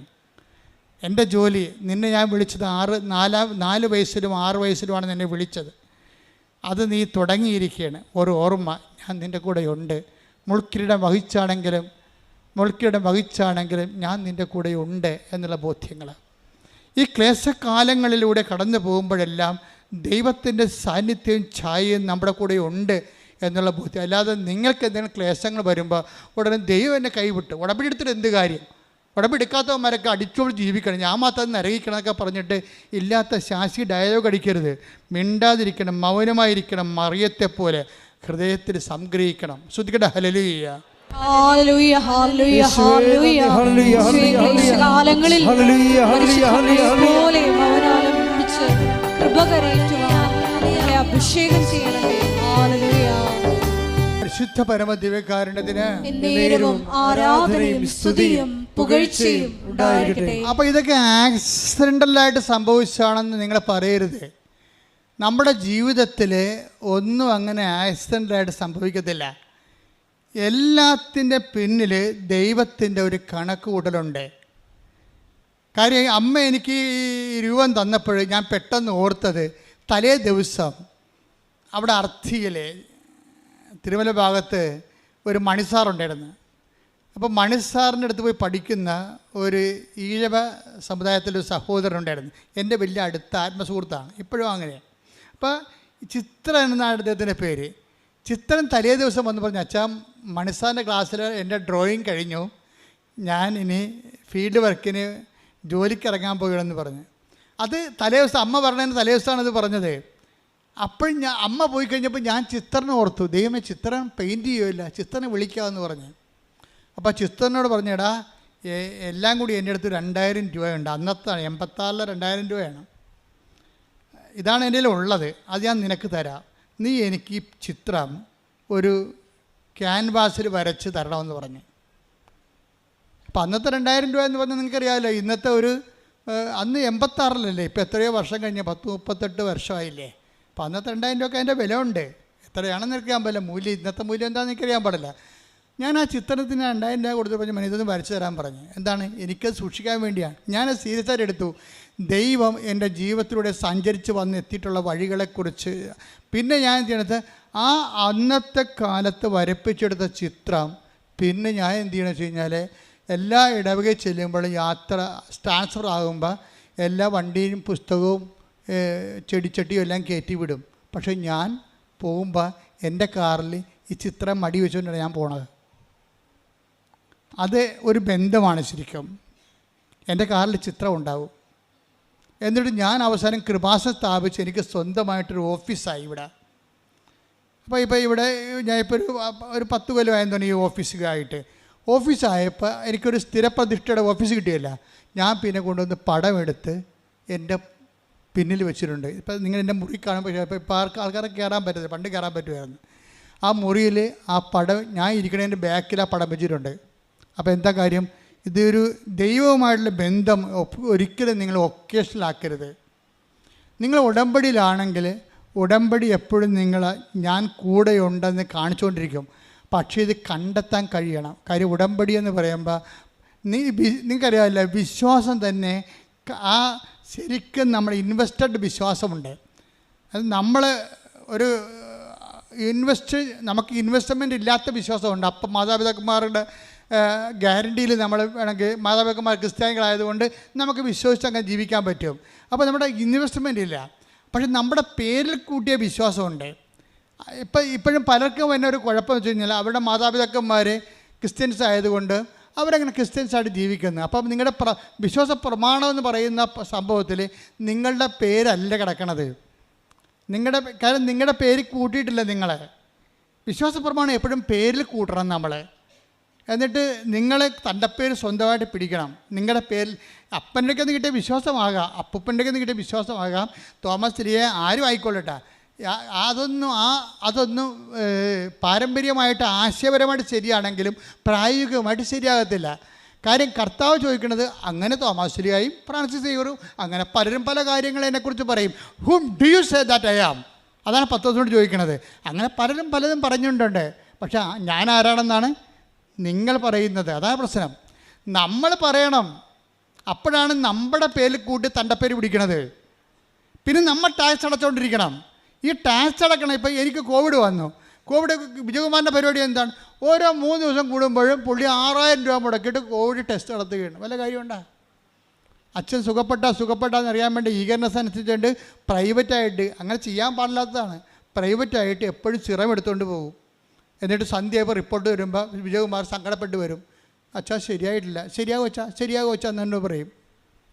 അപ്പോൾ കോവിഡ് മാറില്ല. കാര്യം 40 ദിവസത്തിനുള്ളിൽ പുള്ളിക്കാരന് ഒരു 10-20 ടെസ്റ്റ് നടത്തിയിട്ടുണ്ട് കോവിഡിൻ്റെ. കാര്യം പുറത്ത് ടെസ്റ്റ് നടത്തണമെങ്കിൽ ഗവൺമെൻറ്റിൽ ഫ്രീ ആണ്, പുറത്ത് അതിൻ്റെ കിറ്റൊക്കെ വാങ്ങിക്കണ്ടേ, അതിന് 2800 രൂപയാണ് ചാർജ് ചെയ്യണത്. അങ്ങനെ 10-12 പ്രാവശ്യം പുള്ളി ടെസ്റ്റ് ചെയ്തിട്ടുണ്ട് ഈ സംഭവം. എന്നിട്ട് ശരിയായില്ല. എന്താ കാര്യം? ഈ സമയത്തെല്ലാം നമ്മൾക്ക് ഇന്ന് ഇൻവെസ്റ്റ് ചെയ്യണം നമ്മൾ. എന്നിട്ട് നമുക്ക് പ്രശ്നങ്ങളൊന്നുമില്ല, നമ്മളെ കർത്താവിൻ്റെ നാമത്തിൽ അത് ഏറ്റെടുക്കുന്നു. ഇത് ക്ലേശകാലമാണ്. കർത്താവ് പറയത്തില്ലേ, ഒരു ക്ലേശമായ കാലമുണ്ടാകും, കല്ല് പെറുക്കിക്കളയാനൊരു കാലം, അല്ലേ, ആലിംഗനം ചെയ്യാൻ ഒരു കാലം, കരയാൻ ഒരു കാലം, രോഗിയായിരിക്കാൻ ഒരു കാലം, ദൈവത്തിൻ്റെ ഒരു കാലം. Take the word of God. ശ്രദ്ധിക്കട്ടെ. ഹല്ലേലൂയ, ഹല്ലേലൂയ, ഹല്ലേലൂയ. യേശുവേ നന്ദി. ഹല്ലേലൂയ, ഹല്ലേലൂയ, ഹല്ലേലൂയ. ഹല്ലേലൂയ, ഹല്ലേലൂയ, ഹല്ലേലൂയ. യേശുവേ സ്തുതി. ഹല്ലേലൂയ, ഹല്ലേലൂയ. ആരാധന, ആരാധന, ആരാധന, ആരാധന. സഭാപ്രസംഗകൻ 3:5. സഭാപുസ്തകം 3:5. കല്ല് പെറുക്കിക്കളയാൻ ഒരു കാലം, കല്ല് പെറുക്കിക്കളയാൻ ഒരു കാലം, കല്ല് പെറുക്കിക്കളയാൻ ഒരു കാലം, കല്ല് പെറുക്കി കൂട്ടാൻ ഒരു കാലം, കല്ല് പെറുക്കി കൂട്ടാൻ ഒരു കാലം, ആലിംഗനം ചെയ്യാൻ ഒരു കാലം, ആലിംഗനം ചെയ്യാൻ ഒരു കാലം, ആലിംഗനം ചെയ്യാതിരിക്കാൻ ഒരു കാലം, ആലിംഗനം ചെയ്യാതിരിക്കാൻ ഒരു കാലം, കരയാൻ ഒരു കാലം. Take the word of God. സഭാപ്രസംഗി 3:4. കരയാൻ ഒരു കാലം, കരയാൻ ഒരു കാലം, ചിരിക്കാൻ ഒരു കാലം, ചിരിക്കാൻ ഒരു കാലം, വിലപിക്കാൻ ഒരു കാലം, വിലപിക്കാൻ ഒരു കാലം, നൃത്തം ചെയ്യാൻ ഒരു കാലം. നൃത്തം ചെയ്യാൻ ഒരു അപ്പൊ കാലം. ചില കാലങ്ങൾ ദൈവഹിത പ്രകാരമായിട്ട് വരും. ആശയപരമായിട്ട് ശരിയാണെങ്കിലും പ്രായോഗികമായിട്ട് ശരിയാകത്തില്ല. കാര്യം കർത്താവ് ചോദിക്കുന്നത്, അങ്ങനെ തോമാശ്ശേരിയായും ഫ്രാൻസിസ് സേവറും അങ്ങനെ പലരും പല കാര്യങ്ങൾ എന്നെക്കുറിച്ച് പറയും. Whom do you say that I am? അതാണ് പത്രോസിനോട് ചോദിക്കുന്നത്. അങ്ങനെ പലരും പലതും പറഞ്ഞിട്ടുണ്ട്. പക്ഷെ ഞാൻ ആരാണെന്നാണ് നിങ്ങൾ പറയുന്നത്? അതാണ് പ്രശ്നം.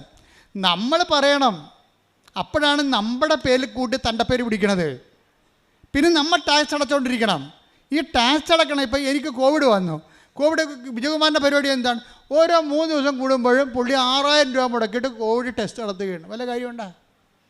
അച്ഛൻ സുഖപ്പെട്ടാന്ന് അറിയാൻ വേണ്ടി ഈഗർനെസ് അനുസരിച്ചുകൊണ്ട് പ്രൈവറ്റായിട്ട്, അങ്ങനെ ചെയ്യാൻ പാടില്ലാത്തതാണ്, പ്രൈവറ്റായിട്ട് എപ്പോഴും സിറം എടുത്തുകൊണ്ട് പോകും.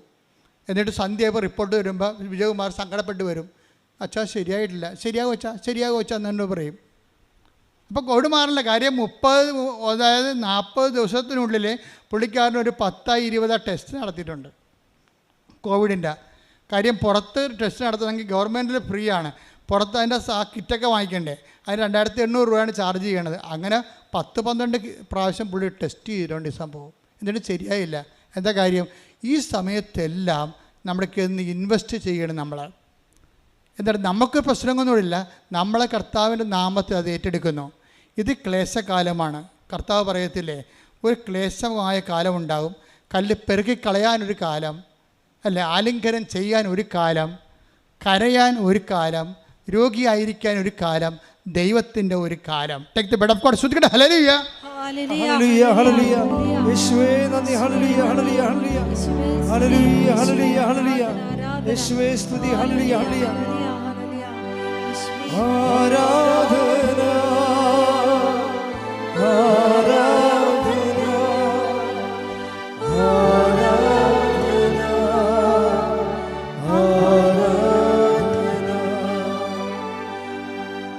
സഭാപ്രസംഗകൻ 3:5. സഭാപുസ്തകം 3:5. കല്ല് പെറുക്കിക്കളയാൻ ഒരു കാലം, കല്ല് പെറുക്കിക്കളയാൻ ഒരു കാലം, കല്ല് പെറുക്കിക്കളയാൻ ഒരു കാലം, കല്ല് പെറുക്കി കൂട്ടാൻ ഒരു കാലം, കല്ല് പെറുക്കി കൂട്ടാൻ ഒരു കാലം, ആലിംഗനം ചെയ്യാൻ ഒരു കാലം, ആലിംഗനം ചെയ്യാൻ ഒരു കാലം, ആലിംഗനം ചെയ്യാതിരിക്കാൻ ഒരു കാലം, ആലിംഗനം ചെയ്യാതിരിക്കാൻ ഒരു കാലം, കരയാൻ ഒരു കാലം. Take the word of God. സഭാപ്രസംഗി 3:4. കരയാൻ ഒരു കാലം, കരയാൻ ഒരു കാലം, ചിരിക്കാൻ ഒരു കാലം, ചിരിക്കാൻ ഒരു കാലം, വിലപിക്കാൻ ഒരു കാലം, വിലപിക്കാൻ ഒരു കാലം, നൃത്തം ചെയ്യാൻ ഒരു കാലം. നൃത്തം ചെയ്യാൻ ഒരു അപ്പം കാലം. ചില കാലങ്ങൾ ദൈവഹിത പ്രകാരമായിട്ട് വരും. അത് സന്തോഷത്തോടെ അക്സെപ്റ്റ് ചെയ്യണം. അല്ല, അവർക്ക് വന്നില്ലല്ല കാലം, എനിക്ക് മാത്രം ഉടമ്പടി എടുത്ത് എനിക്ക് മാത്രമാണുള്ള ദുഃഖം, എനിക്ക് മാത്രമായ രോഗം എന്ന് പറഞ്ഞ് ദൈവത്തെ മുൾമുനെ നിർത്തരുത്. ഇത് കർത്താവ് എനിക്ക് നൽകുന്ന കൽപ്പന നൽകുന്ന കാലമാണ്. ഇത് ഞാൻ ദൈവഹിതമായിട്ട് അക്സെപ്റ്റ് ചെയ്യാം. എന്നിട്ട് ഈ കുരിശിന് ഞാൻ വിശ്വാസം, പ്രത്യാശ, സ്നേഹം ഇൻവെസ്റ്റ് ചെയ്തുകൊണ്ട് ഇതിനെ കൺവേർട്ട് ചെയ്ത് കൃപയാക്കി മാറ്റും. അങ്ങനെയാണ് കൃപയുടെ കോടീശ്വരനാകണത്. അങ്ങനെയാണ് നമ്മുടെ മൂല്യം വർദ്ധിക്കണത്. അതാണ് കൈയടിച്ചുകൊണ്ട് സന്തോഷത്തോടെ സ്നേഹം ഓർക്കുന്നില്ല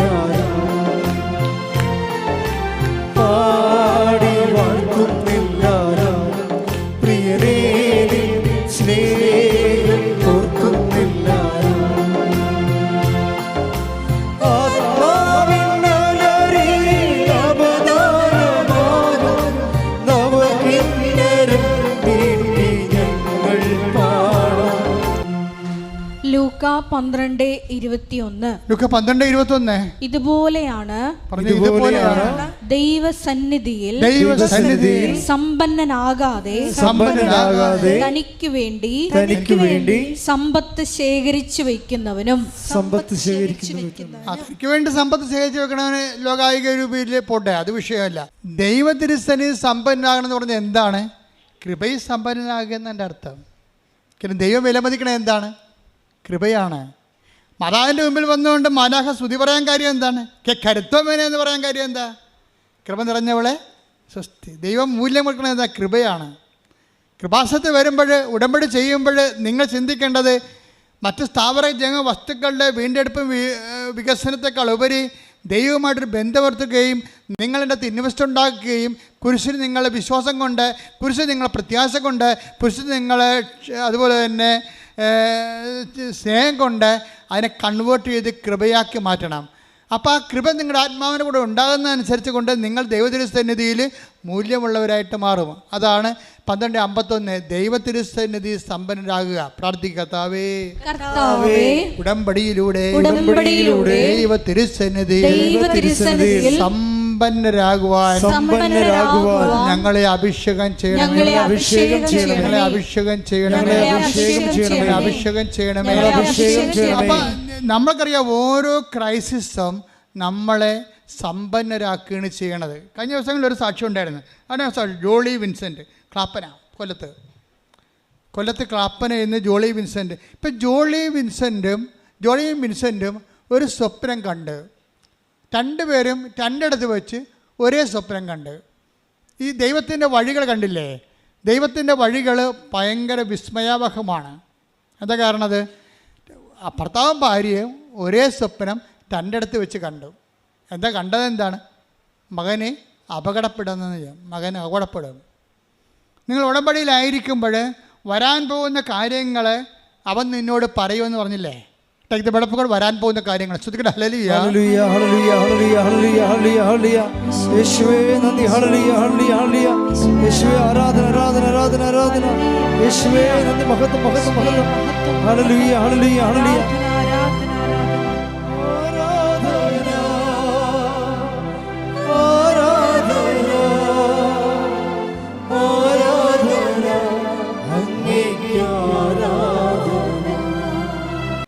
ക്ലോട്ടാണെന്ന് അറിഞ്ഞോടുകൂടി സിറ്റുവേഷൻസ് ആപ്പടെ മാറി.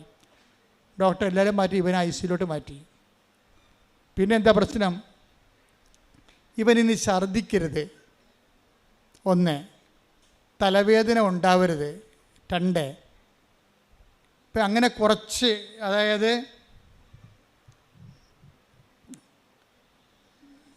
ഛർദ്ദിക്കരുത്, തലവേദന ഉണ്ടാവരുത്. ഇപ്പം നിരീക്ഷണത്തിലായി ഇവൻ. അപ്പം നിരീക്ഷണത്തിലായെങ്കിലും ക്ലോട്ട് ഇത്തിരി സീരിയസ് ആണ്. അങ്ങനെ വന്നാൽ തലക്ക് ഇഞ്ചറി ഉണ്ട്, അതാണ് വിഷയം. അപ്പോൾ തലക്ക് ഇഞ്ചറി ഉള്ള കാരണം ഛർദ്ദിക്കാനുള്ള സാധ്യത 100%. ഇവർ രാത്രി ഉറങ്ങാതെ കഴിച്ചു കൂട്ടും. 3 മണിയായപ്പോൾ ഭർത്താവ് ഉറങ്ങും. അപ്പോൾ 3 മണിയാൾക്ക് ഭർത്താവ് ഉറങ്ങുമ്പോൾ ഇവർക്ക് തോന്നുകയെ ആരെയും വിളിക്കത്തില്ല ഇവർ അതാണ് ഈ ഡാമേജ് ഇല്ലാത്ത ഉടമ്പടിക്കാരുടെ ഗുണം. അതാണ് ഇവർ പറഞ്ഞ വാക്കുണ്ട്, ഞാൻ ആരെയും വിളിച്ചില്ല, എന്തിനാണ് വിളിക്കണത്?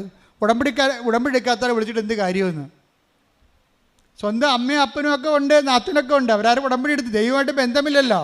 അവർ ഒരു മനുഷ്യൻ്റെ ചിന്ത, അവരുടെ സ്വന്തം ചിന്തയാണ്. ഞാൻ ആരെയും വിളിച്ചില്ല, ഞാൻ ഉടമ്പടി എടുത്ത ആൾക്കാരെ വിളിച്ചു. അത് എൻ്റെ മകൻ ഇങ്ങനെ ആശുപത്രിയിലാണെന്ന് പറഞ്ഞു. അപ്പോൾ ഇത് വ്യത്യാസം കണ്ട? ആൾക്കാർ ഉടമ്പടിയെ കാണുന്ന രീതി കണ്ട? അവിടെ ബന്ധപ്പെട്ടവരുടെ രക്തബന്ധമുള്ളവരെയും വിളിക്കണില്ല. അവരുടെ ബന്ധം എന്താണ്? ഈ സമയത്ത് അവർക്ക് വന്ന് മോങ്ങാനല്ല, കെട്ടിപ്പിടിച്ച് ചാകണ മുമ്പ് തന്നെ കുറേ ആൾക്കാർ വന്ന് കെട്ടിപ്പിടിച്ച് കരഞ്ഞില്ലേ?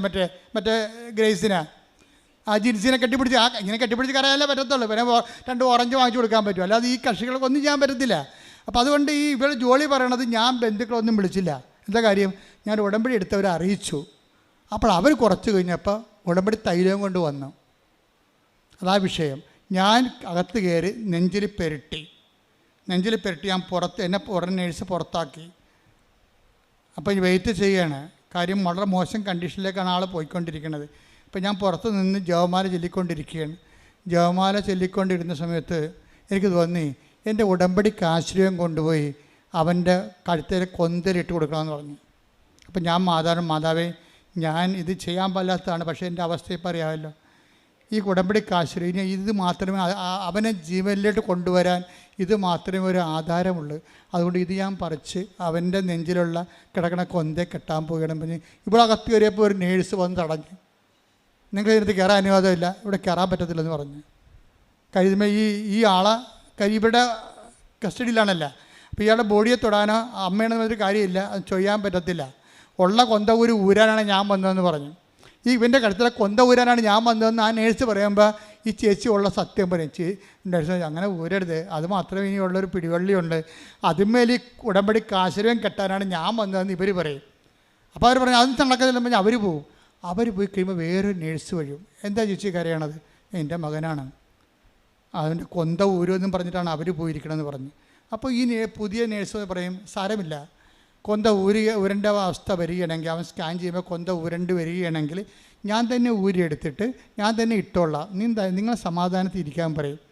അപ്പോൾ ഇവർ പറയും, അമ്മ പറയും ഈ കാശുരൂപം അവൻ്റെ കഴുത്തേക്ക് കെട്ടിക്കൊടുക്കാനാണ് ഞാൻ കാശുരൂപം കിടക്കും. അപ്പോൾ ഇവർ കണ്ണു നിറഞ്ഞു പോയി ശരിക്കും. അതായത് മാതാവ് മറ്റവരെ മാറ്റിയിട്ട് ഇവരെ പ്ലേസ് ചെയ്തിരിക്കണ്ട, ഉടമ്പടി എടുത്തൊരു മോളെ തന്നെ ആ സെക്കൻഡ് അവിടെ സ്പേസ് ചെയ്ത്. ഇത് ടൈമിംഗ് എന്ന് പറയും, ഇതാ ടൈം മദറെന്ന് പറയണം നമ്മൾ. ഗുണം അതാണ്. ഒരു പറഞ്ഞ വാക്കുണ്ട്, ഞാൻ ആരെയും വിളിച്ചില്ല, എന്തിനാണ് വിളിക്കണത്? ഉടമ്പടി എടുക്കാത്തവരെ വിളിച്ചിട്ട് എന്ത് കാര്യമെന്ന്. സ്വന്തം അമ്മയും അപ്പനും ഒക്കെ ഉണ്ട്, നാത്തിനൊക്കെ ഉണ്ട്, അവരാരും ഉടമ്പടി എടുത്ത് ദൈവമായിട്ട് ബന്ധമില്ലല്ലോ. അവർ ഒരു മനുഷ്യൻ്റെ ചിന്ത, അവരുടെ സ്വന്തം ചിന്തയാണ്. ഞാൻ ആരെയും വിളിച്ചില്ല, ഞാൻ ഉടമ്പടി എടുത്ത ആൾക്കാരെ വിളിച്ചു. അത് എൻ്റെ മകൻ ഇങ്ങനെ ആശുപത്രിയിലാണെന്ന് പറഞ്ഞു. അപ്പോൾ ഇത് വ്യത്യാസം കണ്ട, ആൾക്കാർ ഉടമ്പടിയെ കാണുന്ന രീതി കണ്ട. അവിടെ ബന്ധപ്പെട്ടവരുടെ രക്തബന്ധമുള്ളവരെയും വിളിക്കണില്ല.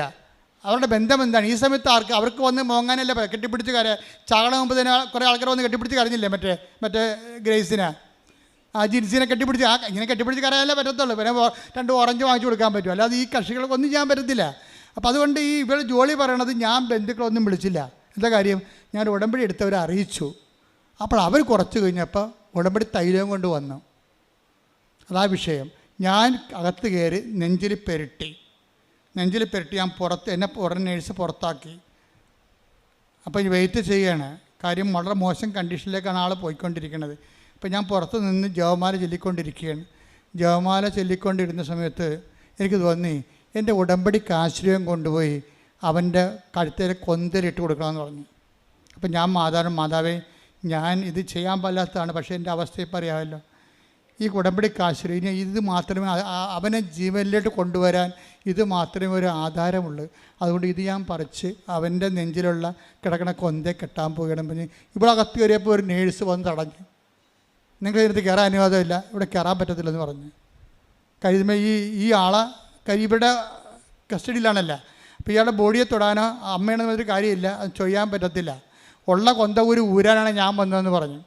ഇവൻ്റെ കഴുത്തിലെ കൊന്ത ഊരാനാണ് ഞാൻ വന്നതെന്ന് ആ നേഴ്സ് പറയുമ്പോൾ ഈ ചേച്ചി ഉള്ള സത്യം പറയും. നേഴ്സ് അങ്ങനെ ഊരരുത്, അത് മാത്രമേ ഇനിയുള്ളൊരു പിടിവള്ളിയുണ്ട്, അതിന്മേൽ ഈ ഉടമ്പടിക്ക് ആശ്രയം കെട്ടാനാണ് ഞാൻ വന്നതെന്ന് ഇവർ പറയും. അപ്പോൾ അവർ പറഞ്ഞു അതൊന്നും നടക്കത്തില്ലെന്ന് അവർ പോവും. അവർ പോയി കഴിയുമ്പോൾ വേറൊരു നേഴ്സ് വരും. എന്താ ചേച്ചി കരയണത്? എൻ്റെ മകനാണ്, അതിൻ്റെ കൊന്ത ഊരുമെന്നും പറഞ്ഞിട്ടാണ് അവർ പോയിരിക്കണമെന്ന് പറഞ്ഞു. അപ്പോൾ ഈ പുതിയ നേഴ്സ് പറയും സാരമില്ല, കൊന്ത ഉരണ്ട അവസ്ഥ വരികയാണെങ്കിൽ അവൻ സ്കാൻ ചെയ്യുമ്പോൾ കൊന്ത ഉരണ്ട് വരികയാണെങ്കിൽ ഞാൻ തന്നെ ഊരിയെടുത്തിട്ട് ഞാൻ തന്നെ ഇട്ടോളാം, നിങ്ങൾ സമാധാനത്തിൽ ഇരിക്കാൻ പറയും. അപ്പോൾ ഇവർ പറയും, അമ്മ പറയും ഈ കാശുരൂപം അവൻ്റെ കഴുത്തേക്ക് കെട്ടിക്കൊടുക്കാനാണ് ഞാൻ വന്ന് അകത്ത് കയറിയത്, അപ്പോഴാണ് ഇങ്ങനെയൊക്കെ സംഭവിച്ചത്. അപ്പോൾ നേഴ്സ് പറഞ്ഞു അതിനെന്താ, അവൻ കെട്ടിക്കൊടുക്കാറില്ല എന്ന് പറയുമ്പോൾ ഈ നേഴ്സിൻ്റെ കഴുത്തിൽ ഉടമ്പടി കാശുരം കിടക്കും. അപ്പോൾ ഇവർ കണ്ണു നിറഞ്ഞു പോയി ശരിക്കും. അതായത് മാതാവ് മറ്റവരെ മാറ്റിയിട്ട് ഇവരെ പ്ലേസ് ചെയ്തിരിക്കണ്ട, ഉടമ്പടി എടുത്തൊരു മോളെ തന്നെ ആ സെക്കൻഡ് അവിടെ സ്പേസ് ചെയ്ത്. ഇത് ടൈമിംഗ് എന്ന് പറയും, ഇതാ ടൈം മദറെന്ന് പറയണം നമ്മൾ. മറ്റവരൊന്ന് പ്രശ്നം ഉണ്ടാക്കിയപ്പോൾ തന്നെ യഥാർത്ഥ ആളെ മാതാവ് പറഞ്ഞു വിട്ടിട്ട് അവർ ആ ഉടമ്പടിക്ക് ആശ്രയം കെട്ടിവെച്ചും പുറത്തേക്ക് വന്ന് ആ കൊന്തയ്ക്ക് ആശ്രയം കെട്ടിയിട്ട് പുറത്തേക്ക് വന്ന് കുറച്ച് കഴിഞ്ഞപ്പോൾ ഒരു വെളുപ്പിന് 3 മണിയായി. 3 മണിയായപ്പോൾ ഭർത്താവ് ഉറങ്ങി. പിന്നെ ഇവർ ആശുപത്രി ജനലിങ്ക നിൽക്കുകയാണ്. അപ്പോൾ അമ്മയോട് ചോദിച്ചു, അമ്മ ഇവിടെ ഉണ്ടല്ലോ അല്ലേ? ഞങ്ങൾക്ക് ഒരു മകനേ ഉള്ളൂ, ഒന്നും പറയാനില്ല, എല്ലാം അമ്മയുടെ കയ്യിലാണെന്ന് പറഞ്ഞപ്പോൾ ഉണ്ട് ആകാശത്തിങ്ങനെ വെള്ളമേഘങ്ങളിങ്ങനെ വന്ന് നിറഞ്ഞു. എന്നിട്ട് അവിടെ നീല മേലേക്ക് തെളിഞ്ഞു. അപ്പോഴ് അതിൻ്റെ അർത്ഥം എന്താണ്? ഞാൻ കാവലായിട്ടുണ്ടെന്നതിൻ്റെ അർത്ഥം. അതായത് ഇങ്ങനെ ഈ ജനലിൽ കൂടെയാണ് ഇത് കാണുന്നത്. ഈ സംഭവം കടൽത്തീരം മുഴുവൻ നിറഞ്ഞിട്ട് അവസാനം വെള്ളി മേഘങ്ങളിൽ ഇങ്ങനെ അമ്മയുടെ നീലമേലെങ്കിൽ തെളിയും. അപ്പോൾ ഇവർക്ക് ഉറപ്പാവും, കാര്യം ഇവർക്കല്ലേ ഈ കോഡ് ഭാഷ അറിയത്തുള്ളൂ. ഉടമ്പടി ഡാമേജ് ആകാത്തവർക്ക് ദൈവത്തിൻ്റെ പ്രസൻസിൻ്റെ കോഡ് ഭാഷ അറിയാം. അല്ലാതെ ദൈവം എന്ത് തലകുത്തി പറഞ്ഞാലും അറിയാൻ പറ്റത്തില്ല. കാര്യം ഫ്രോഡാണ് ഉടമ്പടി എടുത്തിരിക്കണമെന്നുണ്ടെങ്കിൽ അറിയാൻ പറ്റത്തില്ല. ആ കറക്റ്റ് ആൾക്കാർ, ആ വേവലെന്തുള്ള സത്യസന്ധമായ ഉടമ്പടിയിലൂടെ ജീവിക്കുന്നവർക്ക് ദൈവത്തിൻ്റെ സൂചനകൾ അറിയാൻ പറ്റും, പ്രസൻസ് അറിയാൻ പറ്റും. പിറ്റേ ദിവസം ആയപ്പോൾ ഡോക്ടർ പറഞ്ഞ് ടെസ്റ്റെല്ലാം ഓക്കെയാണ്, ഛർദ്ദിച്ചിട്ടില്ല, തലവേദനയില്ല, ഓക്കെയാണ്, മകനെ കൊണ്ടുപോകാമെന്ന് പറഞ്ഞു. അപ്പോൾ ഇതാണ്, അതായത് ഇവളെ സംബന്ധിച്ചിടത്തോളം അവർ അറിവ് അനുഭവമായി, അനുഭവം ബോധ്യമായി, ബോധ്യം സാക്ഷ്യമാകും. സാക്ഷ്യം രണ്ട് തരമുണ്ട്. അറിവാണ് അനുഭവം ഉണ്ടാക്കുന്നത്. അനുഭവം മേജർ ആയിട്ടുള്ള അനുഭവങ്ങളുണ്ട്, മൈനർ അനുഭവങ്ങളുണ്ട്. മേജർ അനുഭവങ്ങളിൽ നിന്ന് മേജർ ബോധ്യങ്ങളുണ്ടാകും. ബോധ്യങ്ങൾ എന്തുണ്ടാക്കും? സാക്ഷ്യം ഉണ്ടാക്കും. സാക്ഷ്യം രണ്ട് തരമുണ്ട്. ജനങ്ങളുടെ ഇടയിൽ ഏറ്റുപറച്ചിലുണ്ട്, സാക്ഷ്യമായി ജീവിക്കണമുണ്ട്. സാക്ഷ്യമായി ജീവിക്കണ രണ്ട് തരമുണ്ട്. വേദസാക്ഷ്യമുണ്ട്, രക്തസാക്ഷ്യമുണ്ട്. ഉടമ്പടി നിങ്ങൾ നയിച്ചുകൊണ്ട് പോണത് ദൈവത്തിന് വേണ്ടി ജീവിച്ച് ജീവിത സാക്ഷ്യങ്ങളിലേക്കാണ്. പ്രാർത്ഥിക്കുക, കർത്താവേ അങ്ങയ്ക്ക് വേണ്ടി ജീവിക്കുവാൻ, സാക്ഷ്യമായി ജീവിക്കുവാൻ ഉടമ്പടിയിലൂടെ എന്നെ വിളിച്ചതിന് ഞാൻ അങ്ങയ്ക്ക് നന്ദി പറയുന്നു. മരണം വരെ കൃപയിലെ എന്നെയും കുടുംബത്തെയും നിലനിർത്തണമേ. ശ്രദ്ധിക്കട്ടെ.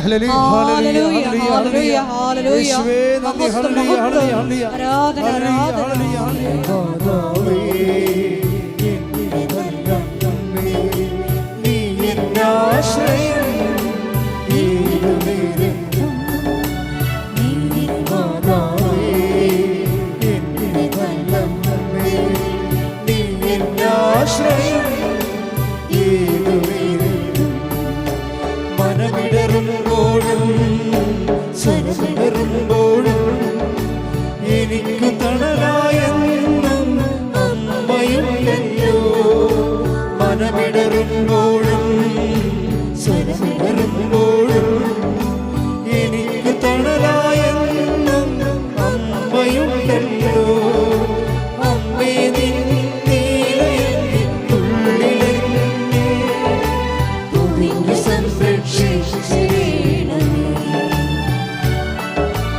അമ്മേ നിൻ നീലയെന്നുള്ളിലെന്നെ പൊതിഞ്ഞ് സംരക്ഷിച്ചിടണമേ. കൈകൾ ഉയർത്തിയടിച്ചുകൊണ്ട് പാടാം.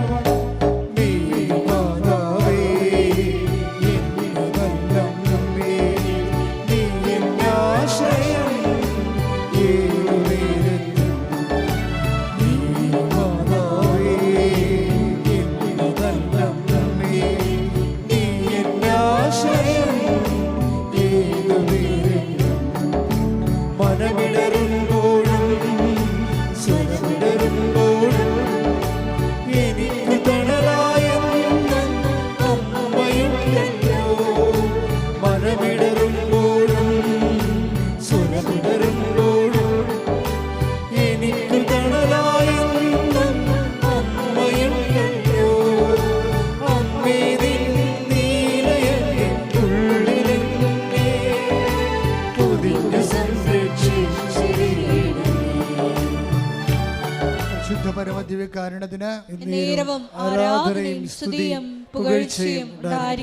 രോഗസൗഖ്യ പ്രാർത്ഥനയാണ്. ഇടത് കൈ നെഞ്ചിൽ വെച്ചുകൊണ്ട് വലത് കൈ ശിരസിൽ വെച്ചുകൊണ്ട് ശ്രദ്ധിക്കട്ടെ. ഹല്ലേലൂയ, ഹല്ലേലൂയ, ഹല്ലേലൂയ, ഹല്ലേലൂയ, ഹല്ലേലൂയ. യേശുവേ നന്ദി. ഹല്ലേലൂയ, ഹല്ലേലൂയ, ഹല്ലേലൂയ.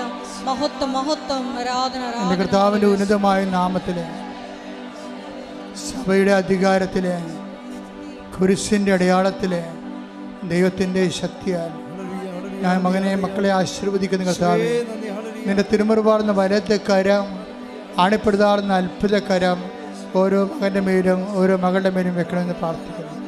കർത്താവേ, നിന്റെ ഉന്നതമായ നാമത്തിൽ മാരക രോഗങ്ങൾ, തീരാവേദികൾ, ജീവിത ദുരിതങ്ങൾ, ജീവിത തടസ്സങ്ങൾ ഈശോ ഉച്ച മുതൽ ഉള്ളംകാല് വരെ എല്ലാ കോശങ്ങളിലും കർത്താവിൻ്റെ അകത്ത് നിറയട്ടെ, എല്ലാ പേശികളിലും കർത്താവിൻ്റെ അകത്ത് നിറയട്ടെ. മാരക രോഗങ്ങൾ, തീരാവേദികൾ യേശുവിൻ്റെ നാമത്തിൽ മാറിപ്പോകട്ടെ. ക്യാൻസർ, സിസ്റ്റുകൾ, മുഴകൾ, ത്വക്ക് രോഗങ്ങൾ, ചൊറികൾ, ചിരങ്ങുകൾ, ചുണങ്ങൾ കർത്താവിൻ്റെ അകത്ത് കഴുകപ്പെടട്ടെ. ഉച്ച മുതൽ ഉള്ളംകാല് വരെ കഴുകപ്പെടട്ടെ. യേശുവിൻ്റെ നാമത്തിൽ സൗഖ്യം പ്രാപിക്കട്ടെ.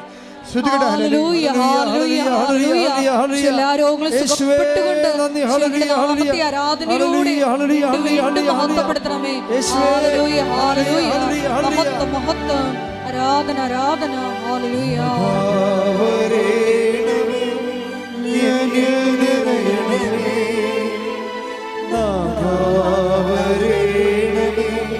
സൗഖ്യം നൽകണമേ, നാഥാ വരേണമേ, എന്നിൽ നിറയണമേ, നാഥാ വരേണമേ, സൗഖ്യം നൽകണമേ. പരിശുദ്ധ പരമ ദിവ്യകാരുണ്യത്തിന് എന്നേരവും ആരാധനയും സ്തുതിയും പുകഴ്ചയും ഉണ്ടായിരിക്കട്ടെ. പരിശുദ്ധ പരമ ദിവ്യകാരുണ്യത്തിന് എന്നേരവും ആരാധനയും സ്തുതിയും പുകഴ്ചയും ഉണ്ടായിരിക്കട്ടെ. മക്കളെ കൈകൾക്ക് ഒപ്പുക. ഇപ്പം നമ്മൾ പ്രാർത്ഥിക്കാൻ പോകുന്നത് കർത്താവ് ജീവനോടെ ഇവിടെ സാന്നിധ്യം നൽകുന്ന വലിയ സ്വർഗീയ ശക്തിയുടെ നിമിഷങ്ങളാണ്. നമ്മൾ പ്രാർത്ഥിക്കാൻ പോകുന്നത് ജോലിയില്ലാത്തവർ, വീടില്ലാത്തവർ, കലങ്ങിയ കുടുംബങ്ങൾ, ഭിന്നിച്ച കുടുംബങ്ങൾ, വഴിപഴിച്ചു പോയ മക്കൾ, അന്യനാടുകളിലും വിദേശത്ത് നിന്ന് അകപ്പെട്ടു പോയവർ, ജപ്തി നടപടി നേരിടുന്നവർ, സാമ്പത്തിക സ്രോതസ്സുകൾ വറ്റിപ്പോയവർ, സാമ്പത്തികം അന്യാധീനപ്പെട്ടു പോയവർ, ആ മേഖലകളെല്ലാം സമർപ്പിക്കാൻ പോവുകയാണ്. ഒരു ഗതിയും പരഗതിയുമില്ലാതെ എന്ത് ചെയ്യണമെന്നറിയാതെ നട്ടം തിരിഞ്ഞ് നിൽക്കുന്ന മനുഷ്യരുണ്ട്. അവരെല്ലാം പരിശുദ്ധ അമ്മയോട് ചേർത്ത് കൊടുത്തുകൊണ്ട് ഈ ആഴ്ചയിൽ തന്നെ സമയബന്ധിതമായി 7 ദിവസത്തിനുള്ളിൽ അവരുടെ വിഷയത്തിന് മേൽ ദൈവിക തീരുമാനം ഉണ്ടാകാൻ വേണ്ടി ശ്രദ്ധിക്കട്ടെ. ഹല്ലേലൂയ,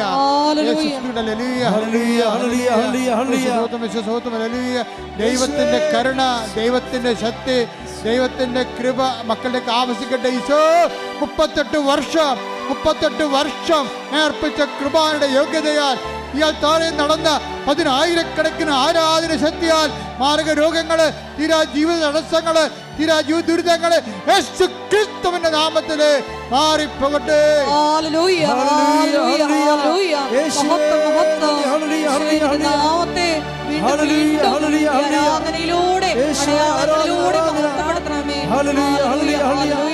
മഹത്വം മഹത്വം എന്നിൽ നിറയണമേ, നാഥാ വരേണമേ, സൗഖ്യം നൽകണമേ, നാഥാ വരേണമേ, എന്നിൽ നിറയണമേ, നാഥാ വരേണമേ, സൗഖ്യം നൽകണമേ. മുട്ടേദിക്കുക. അച്ഛൻ്റെ പ്രാർത്ഥനയിൽ ഉൾപ്പെടാത്ത വിഷയങ്ങൾ, നിങ്ങളുടെ സ്വകാര്യമായ സങ്കടങ്ങൾ മൗനമായി ഈശോയ്ക്ക് പരിശുദ്ധമ്മയുടെ മാധ്യസ്ഥ സമർപ്പിക്കുക. അപൂർവമായൊരു സമയമാണിത്. ഇത്രയും നമ്മൾ വചനം കേട്ടതിന് ശേഷമാണ് ഇപ്പോഴും കർത്താവിൻ്റെ ദൃശ്യം മുട്ടുകുത്തിക്കൊണ്ട് നമ്മുടെ ജീവിത നിലനിൽപ്പിന് വേണ്ടി നിങ്ങൾ കണ്ണീരിടുന്നത്. ഇതിൻ്റെ മേൽ സാക്ഷ്യം പറയാവുന്ന നേരത്തെ നിങ്ങൾ ഈശോയോട് പറഞ്ഞുകൊള്ളുക. സാക്ഷ്യം പറയാൻ സാധിക്കും. നിങ്ങൾ ദൈവത്തിന് ഒരു സമയം കൽപ്പിച്ച് നൽകുക. മാതാവിൻ്റെ മധ്യസ്ഥതയിൽ അമ്മ ഒരു സമയം നിശ്ചയിച്ചു കഴിഞ്ഞാൽ കർത്താവ് അത് മാറ്റത്തില്ലെന്ന് ഓർത്തുകൊണ്ട് തന്നെ നിങ്ങളുടെ വിഷയത്തിന് മേൽ ദൈവിക തീരുമാനം ഉണ്ടാകാം. സമയം നിങ്ങൾ നിശ്ചയിക്കുക. അമ്മേ, പരിശുദ്ധമ്മ, ദേവമാതാവേ, സമയത്തിൻ്റെ മാതാവേ, സഞ്ചാരി മാതാവേ, എല്ലാ മേഖലകളിലും മക്കൾ അനുഭവിക്കുന്ന വിഷയങ്ങൾ സമയബന്ധിതമായി നിറവേറാൻ ആവശ്യമായ ദൈവത്തിൻ്റെ മാധ്യസ്ഥം പരിശുദ്ധ അമ്മയുടെ അപ്രതിരോധ്യമായ സ്വർഗീയ മാധ്യസ്ഥത മുമ്പിൽ ഞങ്ങൾ സമർപ്പിച്ചുകൊണ്ട് പരിശുദ്ധ അമ്മയുടെ മധ്യസ്ഥ ഈശോയ്ക്ക് സമർപ്പിച്ചുകൊണ്ട് ശ്രദ്ധിക്കട്ടെ. ഹല്ലേലൂയ ഹല്ലേലൂയ ഹല്ലേലൂയ. ഈശോ ആരാധന. ഹല്ലേലൂയ. ഈശോയെ സമയബന്ധിതമായി നമ്മുടെ ജീവിതത്തിൽ ഇടപെടുന്നവരുടെ കാരുണ്യത്തിന് നന്ദി പറയുന്നു. പരിശുദ്ധ അമ്മയുടെ മധ്യസ്ഥത്തിന് നന്ദി പറയുന്നു. ഹല്ലേലൂയ ഹല്ലേലൂയ. മഹത്വം മഹത്വം. ആരാധന ആരാധന. ഹല്ലേലൂയ. മൗനമായ സ്വന്തം സ്വകാര്യ സങ്കടങ്ങളെ സമർപ്പിക്കേണ്ട സമയമാണ്. നിങ്ങൾക്ക് വേണ്ടി അച്ഛൻ ഈശോയെ തൊട്ട് പ്രാർത്ഥിക്കേണ്ട സമയമാണിത്.